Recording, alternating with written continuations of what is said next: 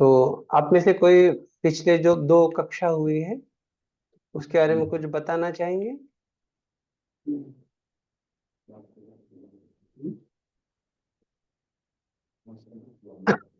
जैसे हमने शुरुआत में कुछ किस प्रकार से आ, गणेश जी ये महाभारत लिखते हैं उसका कुछ चर्चा किए थे। व्यासदेव जी बताते, गणेश जी लिखते, और फिर उसके बाद किस तरीके से ये परंपरा आता है जिसमें हम देखते हैं कि शंतनु जो है, शंतनु महाराज की दो पत्नियां, गंगा के द्वारा जो भीष्म पितामह या देवव्रत का जन्म होता है, सत्यवती के द्वारा पराशर मुनि के द्वारा व्यासदेव जी का जन्म होता है, और फिर उनके जो पुत्र है शंतनु महाराज के सत्यवती के द्वारा एक चित्रांगद और विचित्र वीर्य, और देखते कि चित्रांगद का जो है दूसरे एक यक्ष चित्रांगद के साथ युद्ध करते समय मृत्यु हो जाता है, और विचित्र वीर्य जो है बाद में वो क्षय रोग ट्यूबरकुलोसिस के कारण उनका जो है आगे जाके मृत्यु होता है। लेकिन उनके लिए जो है भीष्म पितामह तीन काशी के काशीराज की जो कन्या है तीनों को उठा के लेके आते हैं। तो विचित्र वीर्य का विवाह जो है उसमें आ, अंबिका और अंबालिका के साथ होता है, लेकिन अंबा जो है वो निश्चित रूप से उसका मन उन्होंने शालों को दिया रहता है, इसलिए फिर वो पूरा कहानी आता है किस प्रकार से वो भीष्म पितामह उनके पास भेजते हैं, लेकिन एक बार स्पर्श हो गया किसी अन्य पुरुष का तो उसको फिर स्वीकार नहीं किया जाता है, और शालो बोलते हैं कि अभी आप उनके पास वापिस जाइए। जब वो वापिस आती है तो भीष्म पितामह स्वीकार नहीं करते। उसका पूरा वो आगे जाके हम चर्चा करेंगे। फिर उसके बाद जो होता है ये अंबिका के द्वारा विचित्र वीर्य अर्थात जो पुत्र प्राप्ति है वो है धृतराष्ट्र जो है, अर्थात विचित्र वीर्य जो है वो तो जल्दी चल बसते हैं, लेकिन व्यासदेव जी के द्वारा उसको जो है धृतराष्ट्र का ये पुत्र के रूप में होते हैं, और अंबालिका के द्वारा पांडु का जन्म होता है। लेकिन जो तीसरा जन्म है विदुर जी का, तो वो एक शूद्रानी अर्थात जो उनकी एक सेविका होती है उसके द्वारा होता है, तो इसलिए विदुर जी को शूद्र पुत्र ऐसे दुर्योधन संबोधित करते हैं। तो बाद में जो है ये पांडु महाराज जो है उनके द्वारा कुंती के द्वारा तीन पुत्र और माद्री के द्वारा दो पुत्र, गांधारी को जो है धृतराष्ट्र के द्वारा 100 पुत्र और एक कन्या, तो ऐसे हम वो सारा चर्चा किए थे। और शंतनु महाराज का गंगा देवी के साथ जो विवाह है उसमें फिर हमने वसुओं की वगैरह चर्चा की, और फिर आठवें पुत्र के समय कैसे वो फिर शंतनु महाराज रह नहीं पाते और पूछते, तो वो सारा चर्चा हुआ हमारा।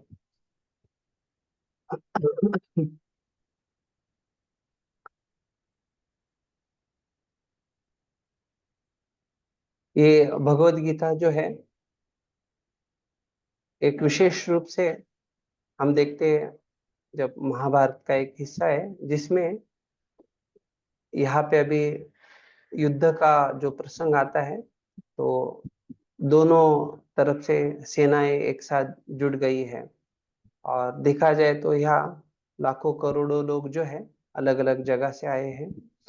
उसमें अलग अलग सेनापति हैं, और इनका अपना अपना बड़ा बड़ा सेना है, उनके अपने अस्त्र शस्त्रों के साथ घोड़े, हाथी, और जो भी पैदल लोग हैं इन्फेंट्री, तो उस प्रकार से सबको लेके वो युद्ध में सहभाग लेते हैं। और धीरे धीरे जैसे हम ये सैन्य दर्शन योग देख रहे हैं, आगे जाके जो एक महत्वपूर्ण जो प्रसंग है जहाँ पे एक पूरे भगवत गीता का नायक हो उनका प्रकट होना, वो सारा आगे जाके आता है। तो अभी जैसे ये सारे सैनिक एक साथ आए, तो कौन से सैनिक किस तरफ से युद्ध करेंगे, किस पक्ष में युद्ध करेंगे, और कौन सा पक्ष ये विजय प्राप्त करेगा। तो निश्चित रूप से सबके लिए एक बड़ा आश्चर्यजनक स्थिति है, क्योंकि देखा जाए तो एक तरफ से बहुत चारित्र्यवान, धर्मपरायण पांडु के पुत्र हैं, जो जिनमें अर्जुन जो है, जिन्होंने देवताओं तक को हरा दिया है, और पहले ही कुरुवंश के लोगों को उन्होंने अलग अलग युद्धों में हराया था। एक बाजू में ऐसे योद्धा है जो अर्जुन एक अतिरथी है, और भीम जो है, भीम कर्मारुकुदरा बड़े महान उत्साही योद्धा है। और दूसरे तरफ देखा जाए तो भीष्म पितामह अकेले सारे पांडवों कौरवों को मारने में सक्षम है। द्रोणाचार्य ऐसे जो पांडव कौरव के गुरु है, तो वो दूसरे पक्ष में है, और वहां पे 11 अक्षौनी सैन्य है। तो इस प्रकार से देखा जाए तो इस प्रकार का दृश्य है, जिसमें सबने अपनी आंखें पूरी खोली है, उनका मन उसमें लग गया है, कान बड़े आतुर है जानने के लिए अभी आगे क्या होगा। जिस प्रकार से होता है कि कभी कभी लोग फिल्में देखने जाते हैं, मूवी देखने जाते हैं, और जैसे कुछ ऐसा प्रसंग आता है कि वहां पे अभी कुछ एक्शन या कुछ होने वाला है, तो सब लोग एकदम कुर्सी को पकड़ के ऐसे बैठ जाते हैं, जान मानो अभी आगे क्या होगा, एक जो उत्साह रहता है।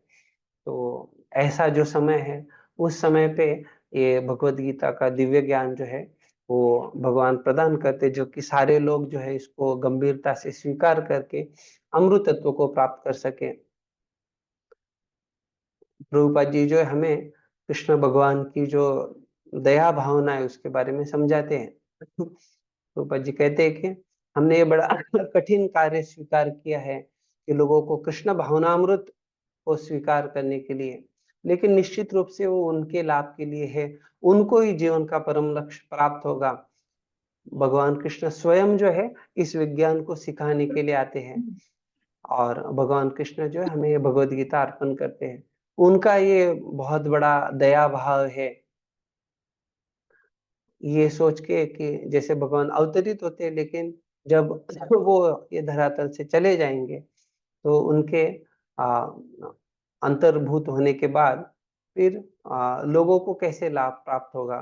तो निश्चित रूप से इसलिए वो सबको ये भगवत गीता का दिव्य ज्ञान प्रदान करते हैं, उसके लिए निश्चित रूप से माध्यम जो है अर्जुन बनते हैं। तो ये भगवत गीता का महत्वपूर्ण उद्देश्य है, जो प्रभुपाद जी अपना प्रवचन देते हैं वृंदावन में, उसमें ये समझाते हैं।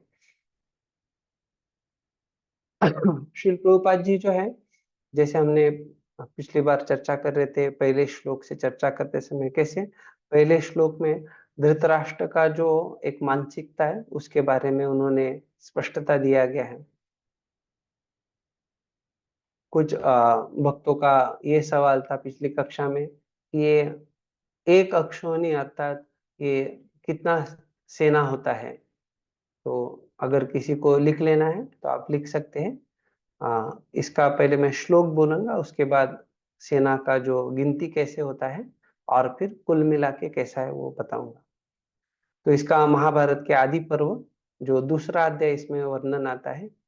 एको रथो गजश्चैकः नरपञ्च पदत्तयः त्रयश्च तुर्गस्तज्ञैः पत्तिरित्याभिधीयते। पत्तिं तु त्रिगुणम् एतं विदुः सेनामुखं बुधः। त्रीणि सेनामुख्यानि एको गुल्म इत्याभिधीयते। त्रयो गुल्म गणो नाम वहिनी तु गणस्त्रयः। श्रुतस्तिस्रस्तु वहिन्यः नेति विचक्षणे। चमुस्तु पृतनस्तिस्रश्चौवस्तिस्रस्त्वनीकिनी। अनीकिनीं दशगुणम् आहुरक्षोहिणीं बुधः। अक्षोहिण्यास्तु संख्याता रतानां द्विजसत्तमः। संख्यगणित तत्त्वज्ञे सहस्राणि एकविंशति। शतानि उपरि चाष्टौ च भूयस्तथा च सप्ततिः। गजानां तु परिमाणं तावद् एवत्र निर्दिशेत् नेयं शतसहस्रं तु सहस्राणि तथा नव नराणाम् अधि पंचशत् शतानीत्यनि चानगः पंचषष्टि सहस्राणि तथा अश्वानां शतानि च दशोत्तराणि शतचहुः यथावत् अभिसंख्यया एतम अक्षोहिणीं प्राहु संख्या तत्वविदो जनः। तो एतम, ये अक्षोहिणीं प्राहु, इसको अक्षोहिणी कहा जाता है। संख्या तत्वम विदो जना, तो संख्या तत्व के अनुसार जो जानकार है इसको बताते हैं। तो ये क्या है हम देखेंगे अभी। इसमें कहा गया है कि एक रथ, एको रथो गजश्चैकः, एक हाथी, नरः पंच पदत्तयः, और इसमें 5 पैदल सैनिक और 3 घोड़ों को शास्त्रज्ञ लोग पट्टी कहते हैं। तो ये पहला माप हो गया। फिर बुद्धिमान लोग यह भी जानते हैं कि एक सेनामुख पट्टी से 3 गुना बड़ा होता है, अर्थात जब 3 पट्टी एक साथ आएंगे तो एक सेनामुख होगा। फिर ऐसे त्रीणी सेना मुख्यानि एको गुल्म इत्यादि दिए थे। 3 सेनामुखों को एक गुल्म, उनको मिला के एक गुल्म होता है। 3 गुल्मों को एक गण और 3 गणों का एक वाहिनी कहते हैं। 3 वाहिनियों को विद्वान ने प्रताना, 3 प्रतानाओं को एक चमू और 3 चमुओं को अनिकिनी कहा जाता है। बुद्धिमान लोग 10 अनिकिनी को एक अक्षोहिणी कहते हैं। तो निश्चित रूप से अभी यहाँ ये पूरा गिनती हो गया। अभी इसको कुल मिला के कितना है, तो एक अक्षौहिणी के रथों की गणना 21,870 की है। तो इसमें 21,870 रथ है। हाथियों की संख्या भी उतनी है। पैदल सैनिकों की संख्या 1,09,350 है और घोड़ों की संख्या 65,610 है। तो ये पूरा जो है एक अक्षौहिणी है। तो ये किसी ने सवाल किया था तो इसका स्पष्टता है। Yes sir. ठीक है, तो अभी हम आगे बढ़ेंगे। और हाँ, चिन्ह जन माता जी बोलिए।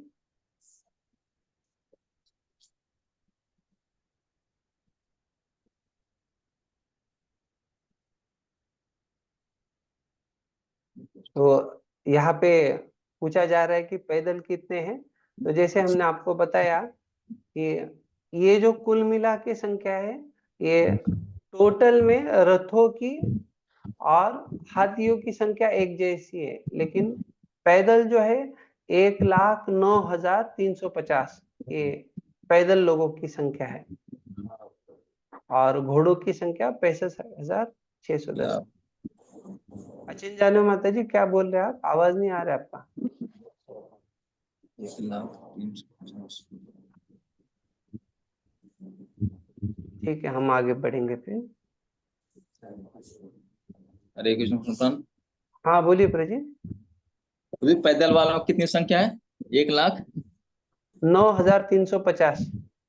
1,00,000। और एक अश्विनी बराबर, एक अश्विनी के कितना है? 21,870। हाँ, जो अक्षौनी की गिनती में जो है ये दोनों की संख्या एक जैसी है। हम जो चर्चा कर रहे हैं इसमें रथ जो होते हैं, रथ और साथ साथ हाथी जो है, मतलब रथ में बैठने वाले रथी और हाथियों के ऊपर सवार होने वाले ऐसे हाथी, तो उनका संख्या 21,870 है। हरे कृष्ण प्रभु जी, क्षमा कांति बोल रही हूँ। हाँ बोलिए माता जी। प्रभु जी, मैं थोड़ा सा ना कनेक्ट नहीं हो पा रही, मुझे थोड़ा लेट हो गया ज्वाइनिंग करने में। अभी हम कौन से श्लोक पे हैं? सॉरी प्रभु जी। अभी हम पिछले कक्षा का चर्चा कर रहे हैं।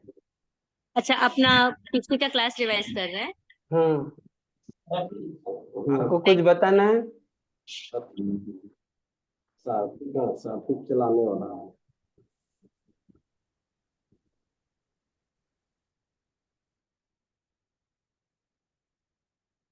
तो पिछली कक्षा में एक भक्त ये भी पूछ रहे थे कि मामकहा का क्या अर्थ होता है। तो मामका अर्थात ये जो युद्ध है इसमें पांडु और धृतराष्ट्र दोनों के पुत्र एक ही परिवार से और युद्ध होने वाला है।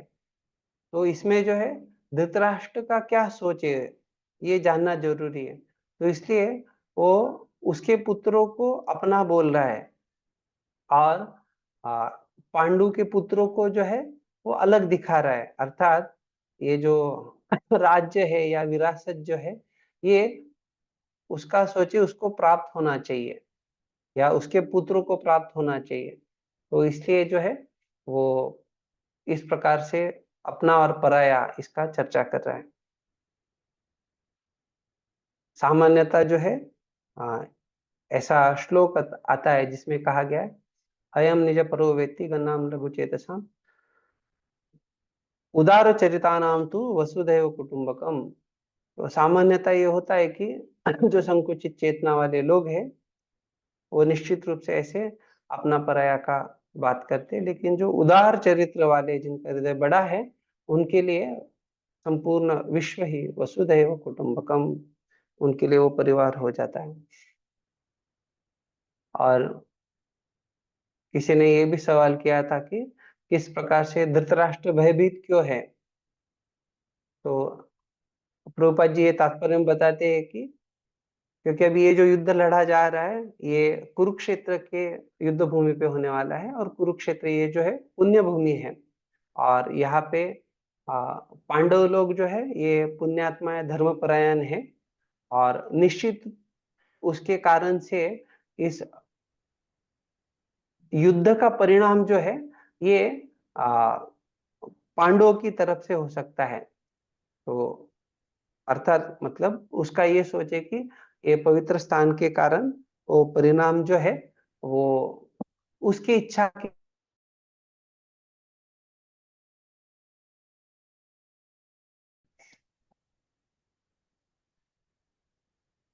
तो मैंने देखा कि ये जो सवाल थे ये आपका क्लोज बंद किताब के आधार पे ही है, तो इसलिए आप फिर तात्पर्य में अगर आप नहीं देखेंगे तो इसलिए मैंने आपको ये बताया।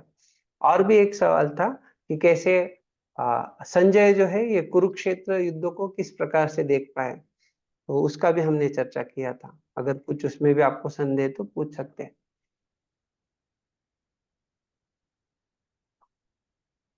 प्रभु जी भगवान द्वारा दी गई दिव्य दृष्टि के कारण ना, भगवान ने किधर दिव्य दृष्टि दिया उनको? नहीं, व्यास देव जी द्वारा। ओके, ठीक है, अच्छा है। तो वो हमने पूरा चर्चा किया था उसके बारे में, किस प्रकार से आ, धृतराष्ट्र जो है वो नहीं देखना चाह रहे थे वगैरह। हाँ बोलिए माता जी। प्रभु जी इसका आंसर थोड़ा फिर से बताएंगे? मैं कल नहीं थी लास्ट क्लास में, इसके लिए। आ, अभी का सवाल या दूसरा सवाल? नहीं, अभी संजय कुरुक्षेत्र की रणभूमि को कैसे देख सकते ओके, थे? तो मैं आपको जवाब बता रहा हूँ, पूरा कहानी जो बताया वो नहीं बता रहे हम। तो ये चर्चा हुआ था किस प्रकार से धृतराष्ट्र भी जो है ये व्यासदेव जी के शिष्य है, संजय भी व्यासदेव के शिष्य है, लेकिन धृतराष्ट्र जो है वो अपने पुत्रों का बुरा अंत नहीं देखना चाह रहे थे। तो इसलिए जब उनको दृष्टि प्रदान देने का जो बात किया व्यासदेव जी ने, तो उन्होंने कहा कि नहीं, मैं नहीं देखना चाहूंगा, लेकिन आप ये संजय को दृष्टि प्रदान कीजिए, मैं उनके द्वारा वो संवाद को या जो चल रहा है उसको सुनूंगा। तो उस प्रकार से फिर वो दृष्टि जो है दिव्य दृष्टि व्यासदेव जो है संजय को प्रदान करते हैं और उसके कारण उनमें वो क्षमता आती है कि युद्ध भूमि पे कहा किसके बीच में क्या चल रहा है वो सब वो देख पाते हैं। बल्कि एक समय पे हम अपनी आंखों से एक जगह क्या चल रहा है वही देख पाते हैं, लेकिन ये जो दिव्य दृष्टि है उसके कारण वो अलग अलग योद्धाओं के बीच में क्या चर्चा चल रहा है, उनके मन में क्या चल रहा है, ये सब वो जान के जब आप महाभारत पढ़ेंगे तो आपको इसका और भी गहराई से स्पष्टता आएगा कि वो बल्कि मन में क्या चल रहा है, उनकी क्या सोच है, वो क्या बात कर रहे हैं, वो सारा वहां पे वार्तालाप दिया गया है। ठीक है, तो अभी जो है और किसी को कुछ जिज्ञासा है, नहीं तो हम फिर अगले अपना आज का कक्षा के लिए। हाँ बोलिए संकीर्तन धन प्रभु। हरे कृष्णा प्रभु जी, दंडवत प्रणाम। यस। प्रभु जी, अभी जैसे आपने बोला कि धृतराष्ट्र जो थे वो अपने पुत्रों का अंत, इतना बुरा अंत नहीं देखना चाहते थे। तो प्रभु जी, क्या उनको उनको ये मालूम था कि वो उनके पुत्रों का मतलब पराजय होगी युद्ध में? देखिए, हमने जो है ना पहले कक्षा में कुछ चर्चा किया था कि किस प्रकार से आ, भगवान कृष्ण जो है शांति दूत बन के आते हैं। तो उस समय पे दुर्योधन जो है वो भगवान को पकड़ना चाहता है। पहले तो उनका ये नियोजन होता है कि जैसे भगवान कृष्ण आएंगे तो उनको हम एक लालूच या एक प्रकार से उनको 56 भोग खिलाएंगे वगैरह, ऐसे कुछ सोच था। लेकिन फिर भगवान उनको बोलते हैं कि दो अवस्थाओं में कोई व्यक्ति जो है, किसी ने कुछ अर्पण किया तो स्वीकार करता है खाने के बारे में, अगर उसको भूख लगा है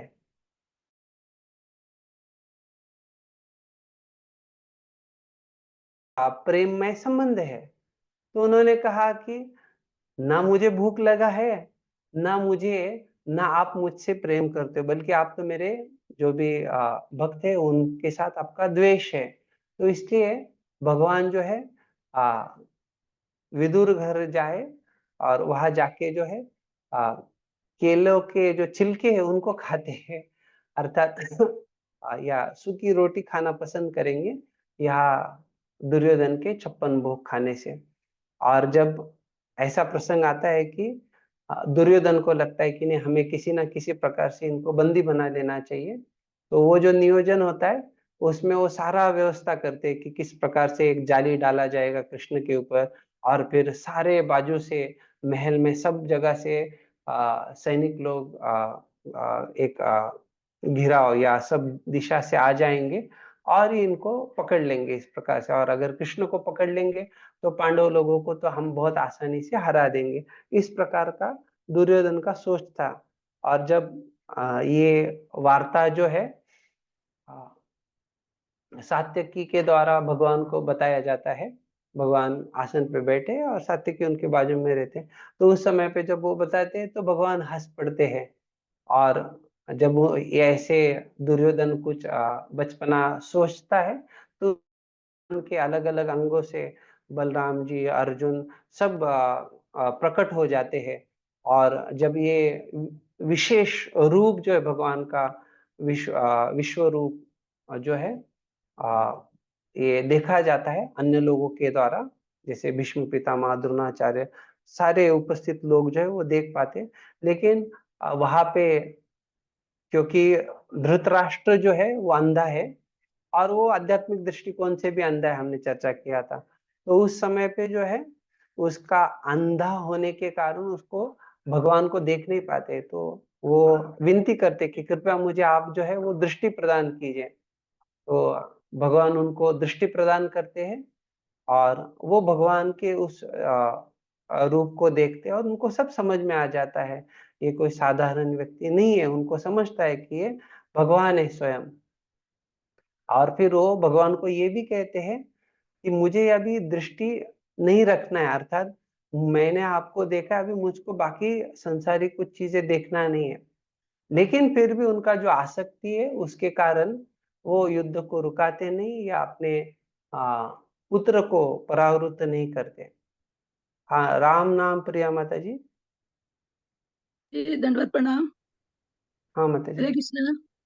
हाँ बोलिए प्रभु माता जी, जी। आपने ये बोला था कि संजय को दिव्य दृष्टि दी गई थी, लेकिन आपने हम्म। ये भी बोला कि संजय युद्ध में भी जाता था, तो मतलब वो युद्ध करने भी जाते थे, फिर उनके पास भी रहते थे।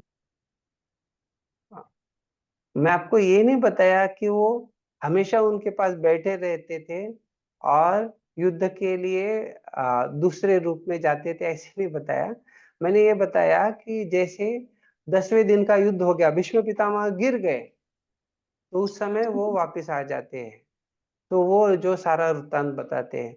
और ऐसे जब जब वो वापस आते थे तो ये सारा वृत्तांत धृतराष्ट्र को सुनाते थे। तो जब वो भीष्म पितामह गिर जाते हैं तो उस समय पे ये सारा वृत्तांत बताते हैं।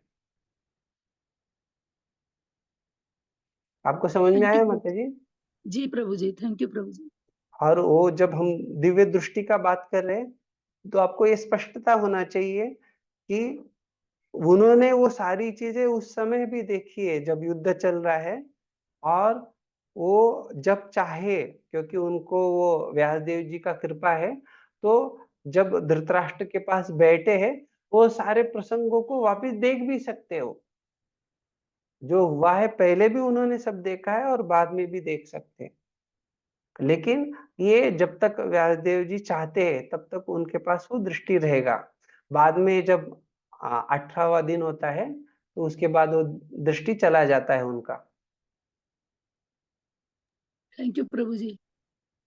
हरे कृष्णा।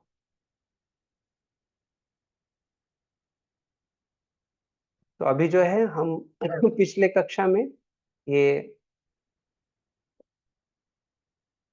परंपरा का चर्चा किए, और साथ साथ जो है हमने पहला श्लोक और दूसरे श्लोक का चर्चा किया। अभी जो है हम तीसरे श्लोक से चर्चा शुरू करेंगे। यहाँ पे आप जो पहला और दूसरा श्लोक आपने देखा, आपको ये स्पष्टता आएगी कि पहले श्लोक में धृतराष्ट्र के बारे में बोला गया है, तो धृतराष्ट्र के बारे में भी उनका क्या इतिहास है वो सारा आप गृहपाठ बोल के उसके रूप में उसका अध्ययन कर सकते हैं। और संजय जो है उनके बारे में भी आप अध्ययन कर सकते हैं कि ये कौन व्यक्ति थे, किस प्रकार से धृतराष्ट्र के इसमें वो सेवा करते थे वगैरह। तो अभी जो है हम संजय आगे जो बोल रहे हैं उसका चर्चा करेंगे। पश्येतां पाण्डुपुत्राणाम् आचार्यं हतिं च मूं व्यूढां द्रुपदपुत्रेण तव शिष्येण धीमता। तो कहा जा रहा है यहाँ पे पश्येताम पांडुपुत्राणाम आचार्य महतीम चमूम। तो कह रहे हैं कि आप देखिए किस प्रकार से ये आचार्य, ओ आचार्य अर्थात द्रोणाचार्य को संबोधित करके बता रहे, महतीम चमूम अर्थात बहुत महान विशाल सेना जो है ये पांडु के पुत्रों ने यहाँ पे लाई है, या सामने उनकी सेना है उसको आप देखिए। व्यूढ़ाम द्रुपद पुत्रेण, और इसकी जो सैन्य रचना है ये द्रुपद पुत्रेण अर्थात द्रुपद के पुत्र के द्वारा की गई है। और ये द्रुपद पुत्रेण ये कैसे है? तव शिष्येण धीमता। अभी कह रहे हैं कि ये जो द्रुपद पुत्र है ये निश्चित रूप से कौन है? ये आपका बुद्धिमान शिष्य है। धीमता, धी अर्थात बुद्धि को धी, सुधी, उस प्रकार से। तो धीमता अर्थात जो अत्यंत बुद्धिमान है। जब इस प्रकार से संबोधित कर रहे हैं तो उसमें एक व्यंग भी है, या वो आचार्य के पास जाके आचार्य को दिखला रहे हैं कि किस प्रकार से आपने ये बड़ा गलती किया कि आपने द्रुपद पुत्रों को प्रशिक्षण दिया। तो प्रभुपाद जी तात्पर्य में बड़ा अच्छे से बताते हैं कैसे जो है द्रोणाचार्य एक ब्राह्मण की भूमिका निभाते हैं, बल्कि उनको ये ज्ञात था ये द्रुपद पुत्र जो है धृष्टद्युम्न, इसका जो जन्म हुआ है वो मेरे वध के लिए ही हुआ है। लेकिन जब वो शिक्षा प्राप्त करने के लिए जब वो आते हैं मिलिट्री साइंस अर्थात सीखने के लिए, तो उस समय पे वो उनको अस्वीकार नहीं करते, उनको वो अपने शिष्यों में सम्मिलित कर लेते हैं। तो तात्पर्य में प्रभुपाद जी समझा रहे कि एक महान ब्राह्मण सेनापति द्रोणाचार्य के दोषों को इंगित करना चाहता है, अर्थात ये महान है और ब्राह्मण है और अभी उनके सेना में वो सेनापति के रूप में है। तो जब कहा गया है कि महान है, क्योंकि इन्होंने जो है अपना शस्त्रास्त्र का ज्ञान जो है एक परशुराम जी से प्राप्त किया हुआ है। बड़े महान व्यक्ति है और अर्थात उसी परंपरा में वो ये सब सीखे हुए, और वो जो ज्ञान उन्होंने अर्जित किया है अर्थात जब वो उनके पास जाते परशुराम जी के पास, तो परशुराम जी ने उनके पास जो कुछ था वो सारा ब्राह्मणों को दे दिया था।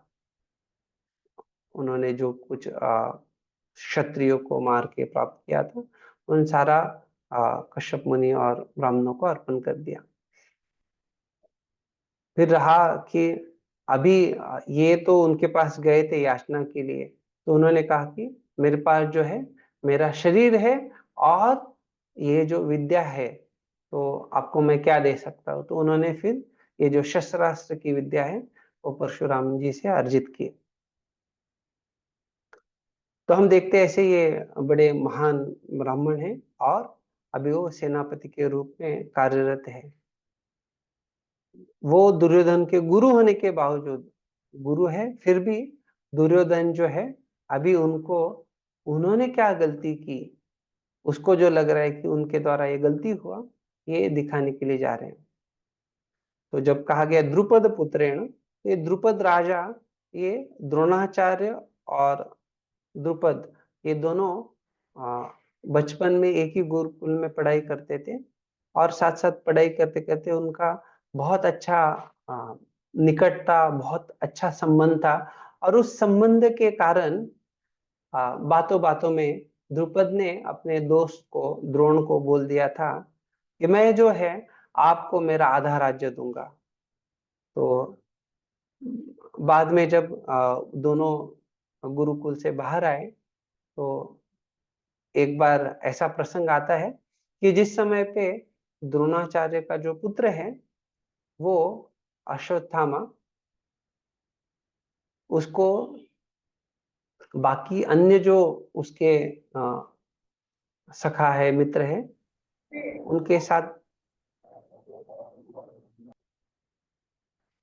उनके साथ रहते समय जो है एक बार पता चलता है कि मुझे जो हर रोज दूध पिलाया जा रहा है उसका स्वाद और जो मैं एक मित्र के यहाँ दूध पिया वो अलग है। तो फिर वो घर में जाके बताता है कि ऐसा ऐसा मैंने दूध पिया वगैरह। तो फिर उनको बड़ा बुरा लगता है क्योंकि वो आटे को मिला के जो पानी वगैरह ऐसे वो दूध पिलाया जाता था उसको दूध के रूप में। लेकिन फिर जब उसको गाय के दूध का स्वाद आता है तो उसको पता चलता है, तो फिर अपने पिताजी को कहता है कि गाय चाहिए, ऐसे गाय का दूध चाहिए। तो फिर द्रोणाचार्य जो है वो सोचते अभी किस प्रकार से मैं ये कर सकता हूँ। तो वो द्रुपद के राज दरबार में जाते हैं और फिर वहां पे उनको बताते हैं कि वो पूरा बड़ा सुंदर वार्तालाप है। सार रूप से ये कि हम बड़े अच्छे घनिष्ठ मित्र हैं और आपने मुझे ये कहा था कि मैं आपको आधा राज्य प्रदान करूंगा। तो अभी द्रुपद जो है राजगद्दी पे बैठे थे और उन्होंने कहा कि मित्रता तो एक समान लोगों के बीच में होता है। आप तो एक भिखारी है और मैं एक राजा हूँ। तो इस प्रकार से बड़ा वो अपमानजनक शब्द उनको बोलते हैं और फिर उसका बड़ा दुख होता है द्रोणाचार्य को, ये द्रोण। और फिर जब वो वापिस आ रहे थे उस समय वो देखते हैं कि कुछ राजकुमार जो है वो खेल रहे हैं और खेलते खेलते उनका गेंद जो है वो कुएं के अंदर गिर गया और फिर वो उनको कुएं के अंदर से उस गेंद को निकालना नहीं आता है। तो वो सारे राजकुमारों के समक्ष, ये जो राजकुमार अर्थात कौरव और पांडव वहां पे थे, तो उनके समक्ष द्रोणाचार्य जो है वो तिनको के सहायता से वो गेंद को बाहर निकालते हैं, और उनके इस अद्भुत कार्य को देख के ये सब बड़े प्रसन्न हो जाते हैं। तो फिर ये जाके जो है भीष्म पितामह को बताते हैं कि ऐसे ऐसे एक व्यक्ति है जिन्होंने इस प्रकार से किया, और फिर भीष्म पितामह समझ जाते कि वो कौन है। फिर उनको द्रोणाचार्य को बुला के उनको ये सारे राजपुत्रों के मिलिट्री टीचर या सैन्य शिक्षा के लिए नियुक्त किया जाता है। तो इस प्रकार से द्रोणाचार्य इनके गुरु बनते हैं और फिर उनको सारी सैन्य शिक्षा प्रदान करते हैं।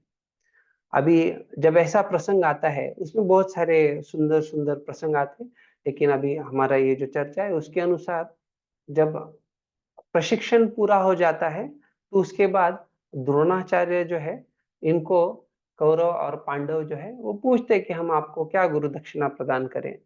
तो उस समय द्रोणाचार्य कहते हैं कि आप द्रुपद को पकड़ के लाइए। तो 100 कौरव जो है बड़े उत्साह से कहते हैं कि हम पहले जाएंगे और हम जो है ये द्रुपद को पकड़ के यहाँ लेके आएंगे। तो दुर्योधन और उनके साथ कर्ण भी होते, ये सारे लोग जाते हैं 100 भाई, और वहां पे जो है द्रुपद के साथ युद्ध करते हैं। लेकिन द्रुपद जो है अकेले ही ये सारों को परास्त कर देते हैं और उनको बंदी बना देते हैं।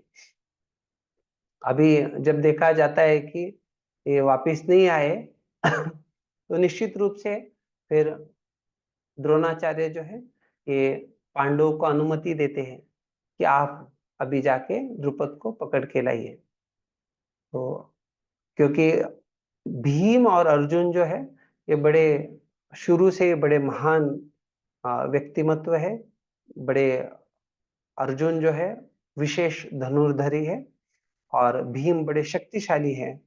तो आपने बचपन में ऐसे बहुत सारी महाभारत की जो सुंदर सुंदर कहानियां है, जो इतिहास है, उसको जाना रहेगा, जिसमें कि भीम अपने एक हाथ से ही पेड़ को हिला के जो बाकी अन्य कौरव है उनको ऊपर से गिरा देते थे, या उनमें बहुत सारा शक्ति था।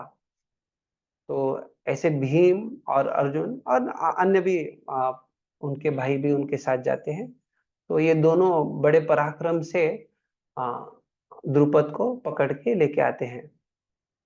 तो उस समय फिर द्रोणाचार्य जो है वो द्रुपद का आधा राज्य ले लेते हैं और उनको बताते हैं आप ये आधे राज्य में आप अपना राज्य कीजिए, इसका हमने आपने वायदा किया था उसके अनुसार हम कर रहे। तो उनको भी राज्य करने के लिए आधा राज्य देते हो।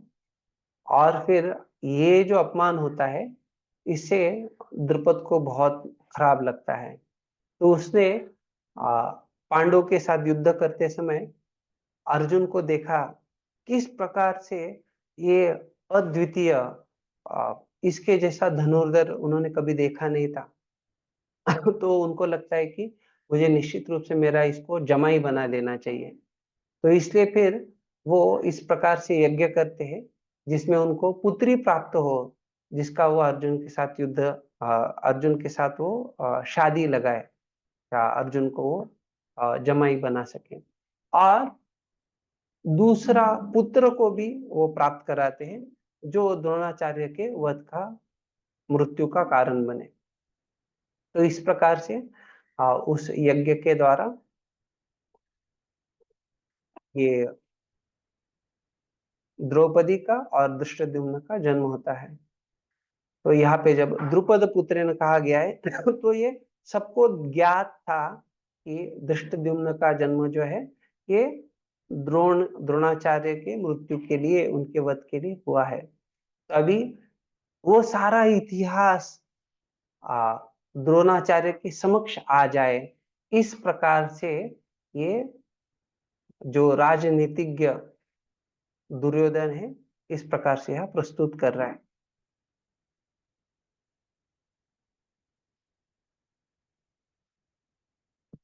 तो ये सारा अभी प्रभुपाद जी यहाँ समझा रहे हैं। दुर्योधन ने द्रोणाचार्य की इस दुर्बलता की और इंगित किया जिससे वह युद्ध में सजग रहे और समझौता न करे, और वो निश्चित रूप से उनको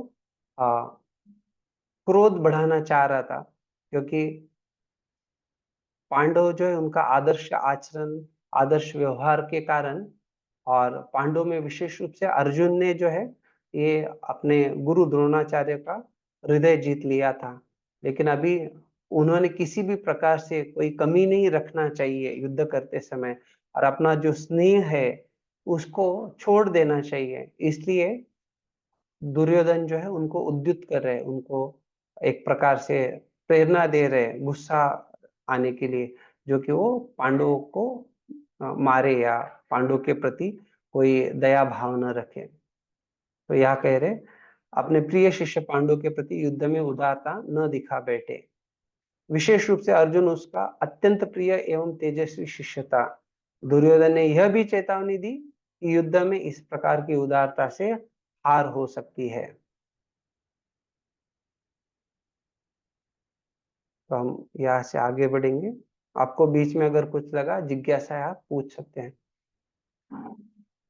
अत्र शूरा महेश्वासा भीमार्जुन समायुधि युयुधानो विराटश्च द्रुपदश्च महारथः।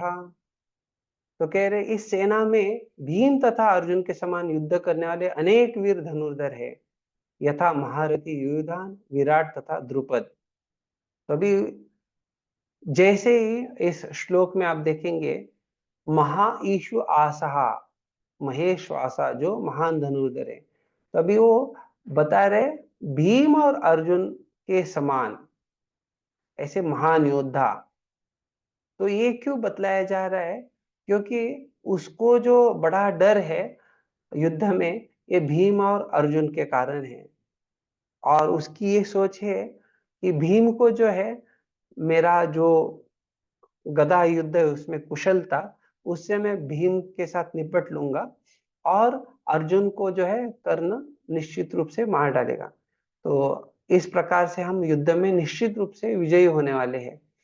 तो ये सोच रखते हुए वो कह रहे कि इनके अलावा पांडवों के पक्ष में जो है युयुधान है, विराट है, द्रुपद है, और इस प्रकार से ये महारथी लोग हैं। तो ये भीमार्जुन समा इसलिए बता रहे जो कि वो उसके अंदर डर है, लेकिन वो उनका तुलना जो है बाकियों के साथ भी कर रहा है। तो ये सोच ऐसा हो गया कि वो ठीक है, वो है महारथी या महान है, लेकिन बाकी भी अन्य है। लेकिन वो ये नहीं जान पा रहा है कि उसको भी ये भीम और अर्जुन ने ही जो गंधर्वों के साथ युद्ध हुआ था उसमें भी छुड़वाया था।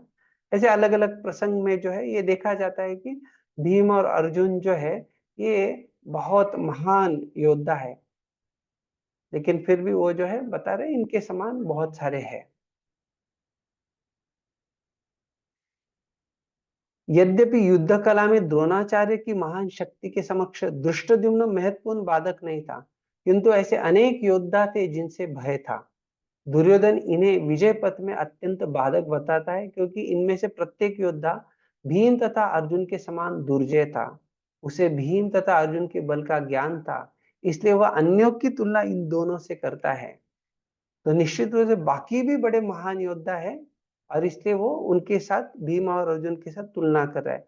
उनको उनके बारे में, उनकी क्षमता के बारे में उतना ज्ञान नहीं, लेकिन उनको भीम और अर्जुन के बल का ज्ञान है।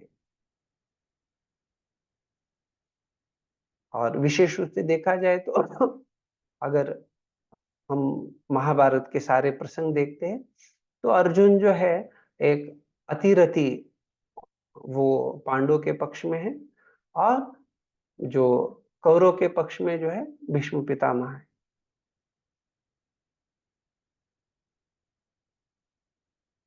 दृष्टकेतुश्चेकितानः काशीराजश्च वीर्यवान् पुरुजित् कुन्तिभोजश्च शैब्यश्च नरपुंगवः।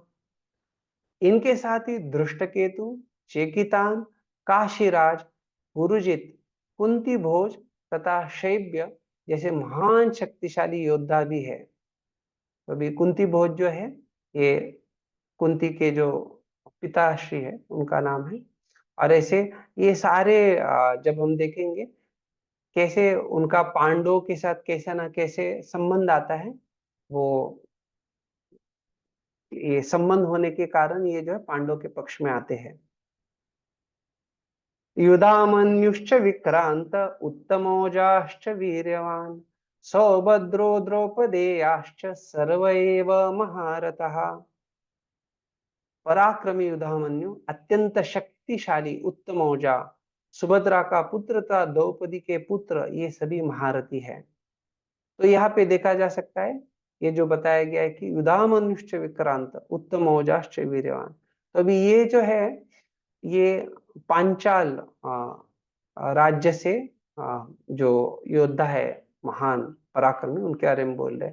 और फिर बोल रहे सौभद्रो, तो सुभद्रा का जो पुत्र, अभी द्रौपदी के पास पुत्र है और सुभद्रा का एक ही पुत्र है, लेकिन इसको विशेष रूप से बोला गया है सौभद्रो। क्यों? क्योंकि ये जो सुभद्रा का पुत्र है ये बहुत विशेष है, अभिमन्यु जो है, और वो महान पराक्रमी योद्धा है। साथ साथ द्रौपदेयाश्च, और ये द्रौपदी के जो पांचों पुत्र है उनका भी यह बात है, प्रतिविंध्य, श्रुतसोम वगैरह। अस्माकं तु विशिष्टाये तान् निबोध द्विजोत्तम नायका मम सैन्यस्य संज्ञार्थं तान् ब्रवीमि ते। किंतु हे ब्राह्मण श्रेष्ठ, आपकी सूचना के लिए मैं अपनी सेना के उन नायकों के विषय में बताना चाहूंगा जो मेरी सेना को संचालित करने में विशेष रूप से निपुण हैं। तो अभी यहाँ तक जो हम चर्चा देख रहे हैं, ये बता रहे किस प्रकार से पांडवों के पक्ष के योद्धा कौन है, और फिर उसके बाद वो अपने पक्ष के योद्धाओं के बारे में बताएगा।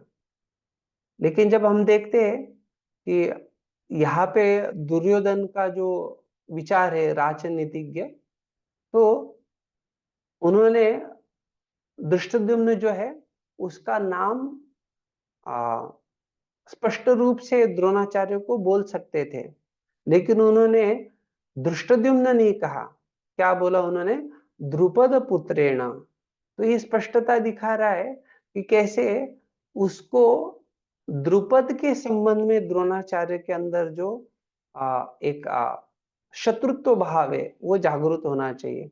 तो ये ऐसे राजनीतिज्ञ व्यक्ति का व्यवहार होता है, तो इसलिए वो अलग अलग प्रकार से प्लॉट या अलग अलग नियोजन बनाते हैं, जो कि वो अपने पक्ष के लोगों को अपने कार्य के लिए उद्युत कर सके।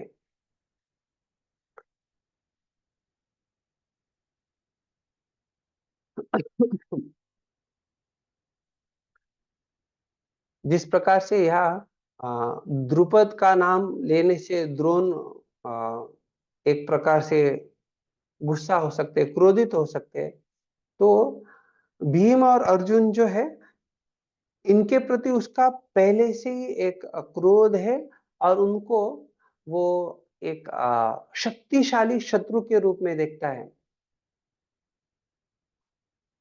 अभी देखा जाए तो अर्जुन की जो महानता है वो द्रोणाचार्य के विद्यार्थी है, भीमार्जुन समायुधि, और द्रोणाचार्य के इस प्रकार के विद्यार्थी थे कि द्रोणाचार्य अपना जो पुत्र है अश्वत्थामा उसके प्रति उनका स्वाभाविक जो आसक्ति है उसके कारण वो उनको कुछ विशेष सिखाना चाहते थे। लेकिन अर्जुन जो है वो अपने गुरु के सोच को समझ पा रहे थे, और गुरु के प्रति हमेशा उनके पास रहना चाहते थे, उनसे सब कुछ सीखना चाह रहे थे। तो ऐसे कुछ कहानी आती है किस प्रकार से जो अन्य लोग जो होते थे वो कैसे जाते थे, तो उस बीच वाले समय में द्रोणाचार्य अश्वत्थामा को कुछ विशेष विद्या सिखाते थे। तो वही जो है अर्जुन उस कार्य को, जो सेवा है उसको इस ढंग से करते थे जो कि वो भी अश्वत्थामा के साथ वो सीख पाए, और फिर बाद में जाके जो है वो शिव जी के पास से भी पशुपतास्त्र और बाकी अन्य जो दिव्य आश्रय उनको प्राप्त कर लेते हैं। तो इसलिए ये बहुत महान धनुर्धर है। और दुर्योधन जो है उनको निश्चित रूप से भीम का बड़ा डर था। देखा जाए तो भीम में उस प्रकार का कौशल या स्किल्स नहीं थी जिस प्रकार से दुर्योधन ने बलराम जी के द्वारा अर्जित की थी। लेकिन भीम का उनको इसलिए डर था क्योंकि भीम जो है वो उनका युद्ध करने का मानसिकता और उनका जो बल था वो बहुत महान था। तो इसलिए वो जब बोल रहे तो पहले भीम का नाम ले रहे, क्योंकि उनके बारे में उनको जो डर है या भय है, और फिर अर्जुन का नाम लेके बता रहे हैं। अभी भीम के प्रति उनका जो एक भय है उसके लिए विशेष ये भी कारण है क्योंकि जब द्रौपदी का वस्त्र हरण का प्रसंग था तो उस समय पे निश्चित रूप से ये पांडव लोग जो है युधिष्ठिर महाराज के अनुसार पालन कर रहे थे। उन्होंने जैसे बताया, और बल्कि वो सब कुछ सहन कर रहे थे। लेकिन वहां पे जो है भीम जो है 3 प्रतिज्ञा करते हैं। पहला प्रतिज्ञा वो ये लेते हैं कि मैं धृतराष्ट्र के सारे 100 के 100 पुत्रों का वध करूंगा। तो सामान्यतः जब ऐसे कोई प्रतिज्ञा लिया जाता है तो आजकल जो प्रतिज्ञा है या आजकल जो लोग वचन देते हैं या जो शब्द उनके होते हैं उसको देखा जाए तो कुछ कीमत नहीं होता है। वो आज एक बोलेंगे कल दूसरा कुछ बोलेंगे, हो सकता है आज क्या अभी कुछ बोलेंगे 1 घंटे बाद और कुछ बोलेंगे। तो उनके शब्दों में किसी प्रकार से कुछ कीमत नहीं होता है। लेकिन जैसे हम सभ्यता या आदर्श संस्कृति देखते हैं उनके शब्दों में बहुत महत्व होता था। तो ये जो इन्होंने शपथ लिया था तो युद्ध के समय अर्जुन को बाकी अन्य पांडवों को ऐसा बहुत बार होता था कि वो एक कौरवों को मार सकते थे, लेकिन क्योंकि भीम ने प्रतिज्ञा लिया है उनको मारने का इसलिए उनको वो छोड़ देते थे। बल्कि उनको उनके प्रति बहुत गुस्सा था लेकिन फिर भी इनके प्रतिज्ञा का पालन होना चाहिए इसलिए उनको छोड़ देते थे। बाद में जो दूसरा प्रतिज्ञा था, दुर्योधन जो है द्रौपदी को अपने शरीर के ऊपर जो कपड़ा था पैरों के ऊपर उसको ऊपर करके ऐसे जंगा के ऊपर दर्शित करते हैं कि आके मेरे जंगा के यहाँ बैठ जाओ इस प्रकार से। और उन्होंने ऐसे द्रौपदी का अपमान किया था। तो उस समय पे इन्होंने ये प्रतिज्ञा लिया था कि मैं दुर्योधन के जंगा को तोड़ दूंगा इस प्रकार से। तो ये दूसरा उनका प्रतिज्ञा था क्योंकि वो बहुत गुस्सा हो गए थे इस प्रकार से उन्होंने द्रौपदी का अपमान किया था।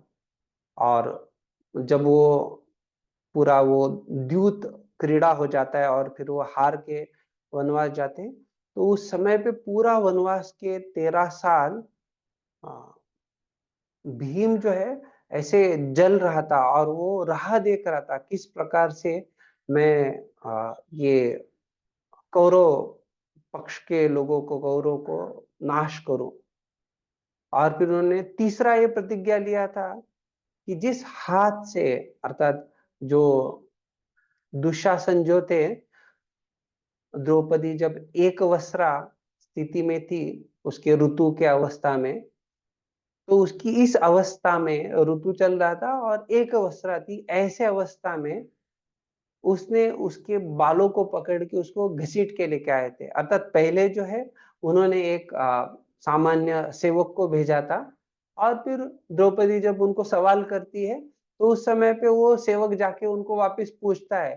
फिर दुर्योधन दुशासन को भेजता है और ये दुशासन जो है वो बहुत बलशाली था और वो जबरदस्ती द्रौपदी को बालों को पकड़ के घसीट के उनको लेके आता है। तो भीम जो है वो प्रतिज्ञा लेते कि मैं ये दुशासन के छाती को फाड़ के उसका खून, उसका रक्त जो पीऊंगा, इस प्रकार से। और क्योंकि द्रौपदी जो है ये महारानी थी, पांडवों ने सारे चारों दिशा में विजय प्राप्त करके बड़ा राजसूय यज्ञ किया था, और ऐसे उनके पवित्र जो केश है इनको इस दुशासन ने स्पर्श किया था। तो उसके बाद जो है द्रौपदी ने अपने बालों को बांधा नहीं, उन्होंने वैसे ही छोड़ दिया था जब तक कि वो दुशासन का जो रक्त से वो उसको लगाएंगे नहीं, ऐसे उसे धोएंगे नहीं, ऐसा उन्होंने, द्रौपदी ने निश्चय किया था। तो फिर जब ये भीम प्रतिज्ञा लेते हैं तो ये तीसरा प्रतिज्ञा था कि वो छाती फाड़ के उस रक्त को पिएंगे, और फिर उसमें वो रक्त जो है लेके आएंगे द्रौपदी के लिए, और वो अपना प्रतिज्ञा पूरा करते हैं। वो आगे हम उसका चर्चा करेंगे जैसे जहाँ संभव है। तो ये जो प्रतिज्ञाएं थी बहुत भीषण प्रतिज्ञाएं थी, और ये कोई साधारण नहीं बात थी क्या। जैसे कोई छोटा बच्चा कुछ बोलता है तो उसको गंभीरता से नहीं लेना है। सारे योद्धाओं के, सारे राजाओं के सामने, सबके सामने भीम ने यह प्रतिज्ञा ली थी। तो निश्चित रूप से उसके कारण से जो दुर्योधन है बड़ा भयभीत था, और दुर्योधन जो है उसको आ, अभी ये जो सारा वर्णन किया और स्पष्टता दिया गया कि कैसे उनका व्यूह रचना अच्छा है, पांडवों के पक्ष में भीम अर्जुन के समान महान योद्धा है। उन्होंने सुभद्रा के पुत्र, द्रौपदी के पुत्र, पांचाल जो राजा लोग, उनका ये सारों का जो नाम लिया। अभी उनको लग रहा है कि ऐसा नहीं होना चाहिए कि ये पांडवों की शक्ति का वर्णन करने से हमारे पक्ष के लोगों को ऐसा लगे, वो नैराश्य आ जाए, या उनको आ, उनका जो धैर्य है वो कम हो जाए। तो इसलिए फिर अभी आगे वाले जो श्लोक है उसमें वो अपने पक्ष का महत्ता, या अपने पक्ष के लोग जो है कैसे, वो कौन कौन है और कैसे वो महान है, उसके बारे में यहाँ बताते हैं। तो इसलिए ये 7वें श्लोक में वो बता रहा है कि मैं भी उसका निरूपण करूंगा या बताऊंगा। भवान भीष्मश्च कर्णश्च कृपश्च समितिञ्जयः अश्वत्थामा विकर्णश्च सौमदत्तिस्तथैव च। मेरी सेना में स्वयं आप, भीष्म, कर्ण, कृपाचार्य, अश्वत्थामा, विकर्ण तथा सोमदत्त का पुत्र भूरिश्रवा आदि है, जो युद्ध में सदैव विजयी रहे हैं। तो अभी देखा जाए तो ये जो बता रहे बड़ा महत्वपूर्ण बताया जा रहा है। तो पहले तो बता रहे स्वयं आप, दुर्योधन का जो राजनीतिक कुशलता है वो यहाँ पे दिखता है। वो द्रोणाचार्य के पास आया है, और देखा जाए तो सेनापति जो है वो भीष्म पितामह है। अभी उसको चाहिए कि कौन सबसे महान है, उस दृष्टिकोण से अगर उसको कहना है तो उसको पहले भीष्म का नाम लेना चाहिए। लेकिन वो आके रुका है द्रोणाचार्य के पास, और द्रोणाचार्य के सामने आके वो बोलेगा भीष्म महान है, तो एक प्रकार से उनका वो एक उनको कम दर्शाया गया है, उनका एक प्रकार से अपमान है। तो इसीलिए वो बड़ा चतुराई से ये सोचता है कि निश्चित रूप से, क्योंकि द्रोणाचार्य एक ब्राह्मण है, और मैं अगर ब्राह्मण का नाम पहले लूंगा तो भीष्म पितामह को भी कुछ बुरा लगेगा नहीं। तो इसलिए वो पहले कहते हैं भवान भीष्मश्च कर्णश्च, भवान अर्थात आप। तो पहले द्रोणाचार्य को संबोधित करता है कि हमारे सेना में आप जो हो वो बड़े महान हैं, उनका पहले नाम लिया जाता है, और फिर भीष्म का नाम लेते हैं। लेकिन अभी जो तीसरा नाम लिया गया है कर्ण, ये तो वहां उपस्थित है ही नहीं है युद्ध भूमि पे। तो ये जो प्रसंग आता है कि युद्ध के पहले चर्चा शुरू होता है, ऐसे पूछा जाता है भीष्म पितामह को कि हमारी सेना में जो है कौन कितना क्षमता रखते हैं, कैसे उनका युद्ध कौशल, या किस प्रकार से कौन रथी है, कौन महारथी है, अतिरथी, उस प्रकार से चर्चा होता है। तो उस समय पे भीष्म पितामह अलग अलग योद्धाओं का जो सामर्थ्य है उसके बारे में बताते हैं। और जब कर्ण की बारी आती है तो वो कहते हैं कि ये तो रथी भी नहीं, लेकिन ये तो अर्धरथी है। तो अर्धरथी अर्थात वो दूसरे किसी एक योद्धा के साथ भी युद्ध नहीं कर पाएंगे, इस प्रकार से वो बोलते हैं। तो कर्ण जो है वो बहुत गुस्सा हो जाते हैं और उनको इतना क्रोध आता है। अभी ये क्रोध आने का कारण कारण भी क्योंकि उन्होंने, पांडवों ने जैसे चारों दिशा में विजय प्राप्त कराया था, तो उस प्रकार से पांडवों के बाद जो है कर्ण भी अपनी अलग अलग दिशाओं में जाके विजय पताका लेके आता है। तो इस कारण से दुर्योधन का भी घमंड बहुत बढ़ जाता है कि अरे कर्ण इतना महान योद्धा है वगैरह। और चार पांडव तो चार लोग पांच पांडवों में से चार पांडव अलग अलग चार दिशाओं में गए थे, लेकिन ये तो अकेला जाके सारे दिशाओं में अलग अलग राजाओं को पराभूत करके आया है। तो निश्चित रूप से कर्ण बड़ा महान योद्धा है, ये दुर्योधन का सोच था। और अभी दुर्योधन उसको इतना एक प्रकार से सपोर्ट कर रहे हैं, उनकी तरफ से है। और ये सबके सामने भीष्म पितामह कह रहे हैं कि ये तो अर्धरथी है। तो भीष्म पितामह जब ऐसे बता रहे तो वो स्पष्टता देते हैं कि कैसे कर्ण को जो है उनके गुरु द्वारा ही वो शापित है वगैरह, तो वो सारा वो कहते हैं। तो उस प्रकार से वो स्पष्टता है, लेकिन कर्ण जो है इसको सह नहीं कर पाते। वो कहते हैं क्योंकि ये भीष्म पितामह, ये दादाजी जो है, ये जब तक है युद्ध भूमि पे तब तक मैं युद्ध में सम्मिलित नहीं होऊंगा। जब ये हट जाएंगे तो मैं आऊंगा और मैं आपको अर्जुन को मार के दिखा दूंगा। ऐसे इस प्रकार से वो बड़ी बड़ी बातें करता है और दुर्योधन को बताता है। लेकिन क्योंकि भीष्म पितामह जब तक थे तब तक कर्ण जो है वो युद्ध भूमि पे नहीं आते। जब 10 दिन के बाद भीष्म पितामह जो है वो धाराशायी हो जाते, बाणों की शैया पे लेट जाते, तो उसके बाद कर्ण जो है युद्ध भूमि पे आते। लेकिन दुर्योधन ये हमने जैसे बताया कि बड़ा राजनीतिज्ञ है और प्रभुपाद जी स्पष्टता से बता रहे हैं। तो ये सोचता है कि मुझे जो है इस युद्ध में अर्जुन और भीम को मारना बड़ा जरूरी है। भीम को मैं मार सकता हूँ, लेकिन अर्जुन को मारने के लिए ना द्रोणाचार्य मारेंगे ना भीष्म पिता मारेंगे। उनका बड़ा उनके प्रति जो है एक लगाव है, स्नेह है, तो वो तो नहीं मारेंगे। लेकिन कर्ण जो है वो निश्चित रूप से अर्जुन का वध करेगा। ये उसको स्पष्टता थी, उसको ये विश्वास था। उस कारण से उसको लगा कि मुझे जो है द्रोणाचार्य के बाद, भीष्म के बाद निश्चित रूप से कर्ण का नाम लेना चाहिए। अभी देखा जाए तो जो कृपाचार्य है ये युद्ध में मारे नहीं जाने वाले थे, चिरंजीव है, तो वो उनका भी नाम ले सकता था पहले। लेकिन क्योंकि ये बड़ा राजनीतिज्ञ है तो इसलिए वो जो है कर्ण का नाम लेता है और उसके बाद जो है कृपाचार्य का नाम लेता है। आगे फिर वो अश्वत्थामा के बारे में बता रहे हैं। देखा जाए तो अश्वत्थामा कोई इतना बड़ा महान योद्धा वगैरह इस रूप से कुछ प्रसिद्ध नहीं थे, लेकिन फिर भी क्योंकि वो द्रोणाचार्य का पुत्र है तो इसलिए अश्वत्थामा को उसने यहाँ नाम दिया है। फिर विकर्ण का वो नाम ले रहे हैं। अभी देखा जाए विकर्ण भी 100 कौरवों में से एक उनका भाई है, लेकिन विकर्ण का नाम इसलिए लिया जा रहा है क्योंकि विकर्ण वही व्यक्ति है, वही उनका कौरवों में से एक भाई है। जब द्रौपदी का वस्त्र हरण हो रहा था तो उसने खड़ा रह के इसके लिए विरोध किया था।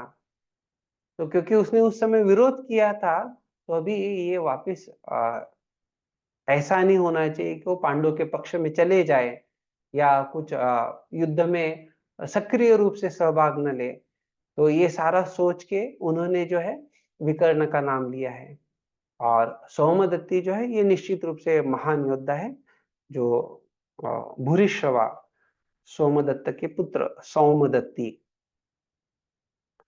तो प्रभुपाद जी तात्पर्य में समझा रहे हैं कि दुर्योधन उन अद्वितीय युद्धवीरों का उल्लेख करता है जो सदैव विजय रहते हैं। हाँ बोलिए चारु रूपिणी माता जी। हरे कृष्णा प्रभु जी। प्रभु जी ये अश्वत्थामा ने तो वो ब्रह्मास्त्र चलाया था ना, तो मैं ये कह रही हूँ कि फिर ये ज्यादा वो नहीं थे, शक्तिशाली नहीं थे।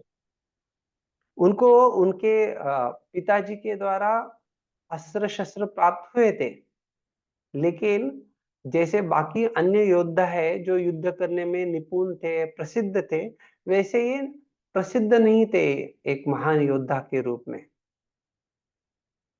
अश्वत्थामा कौन थे आपको पता है? द्रोणाचार्य के पुत्र ना, हाँ मतलब कौन थे वो?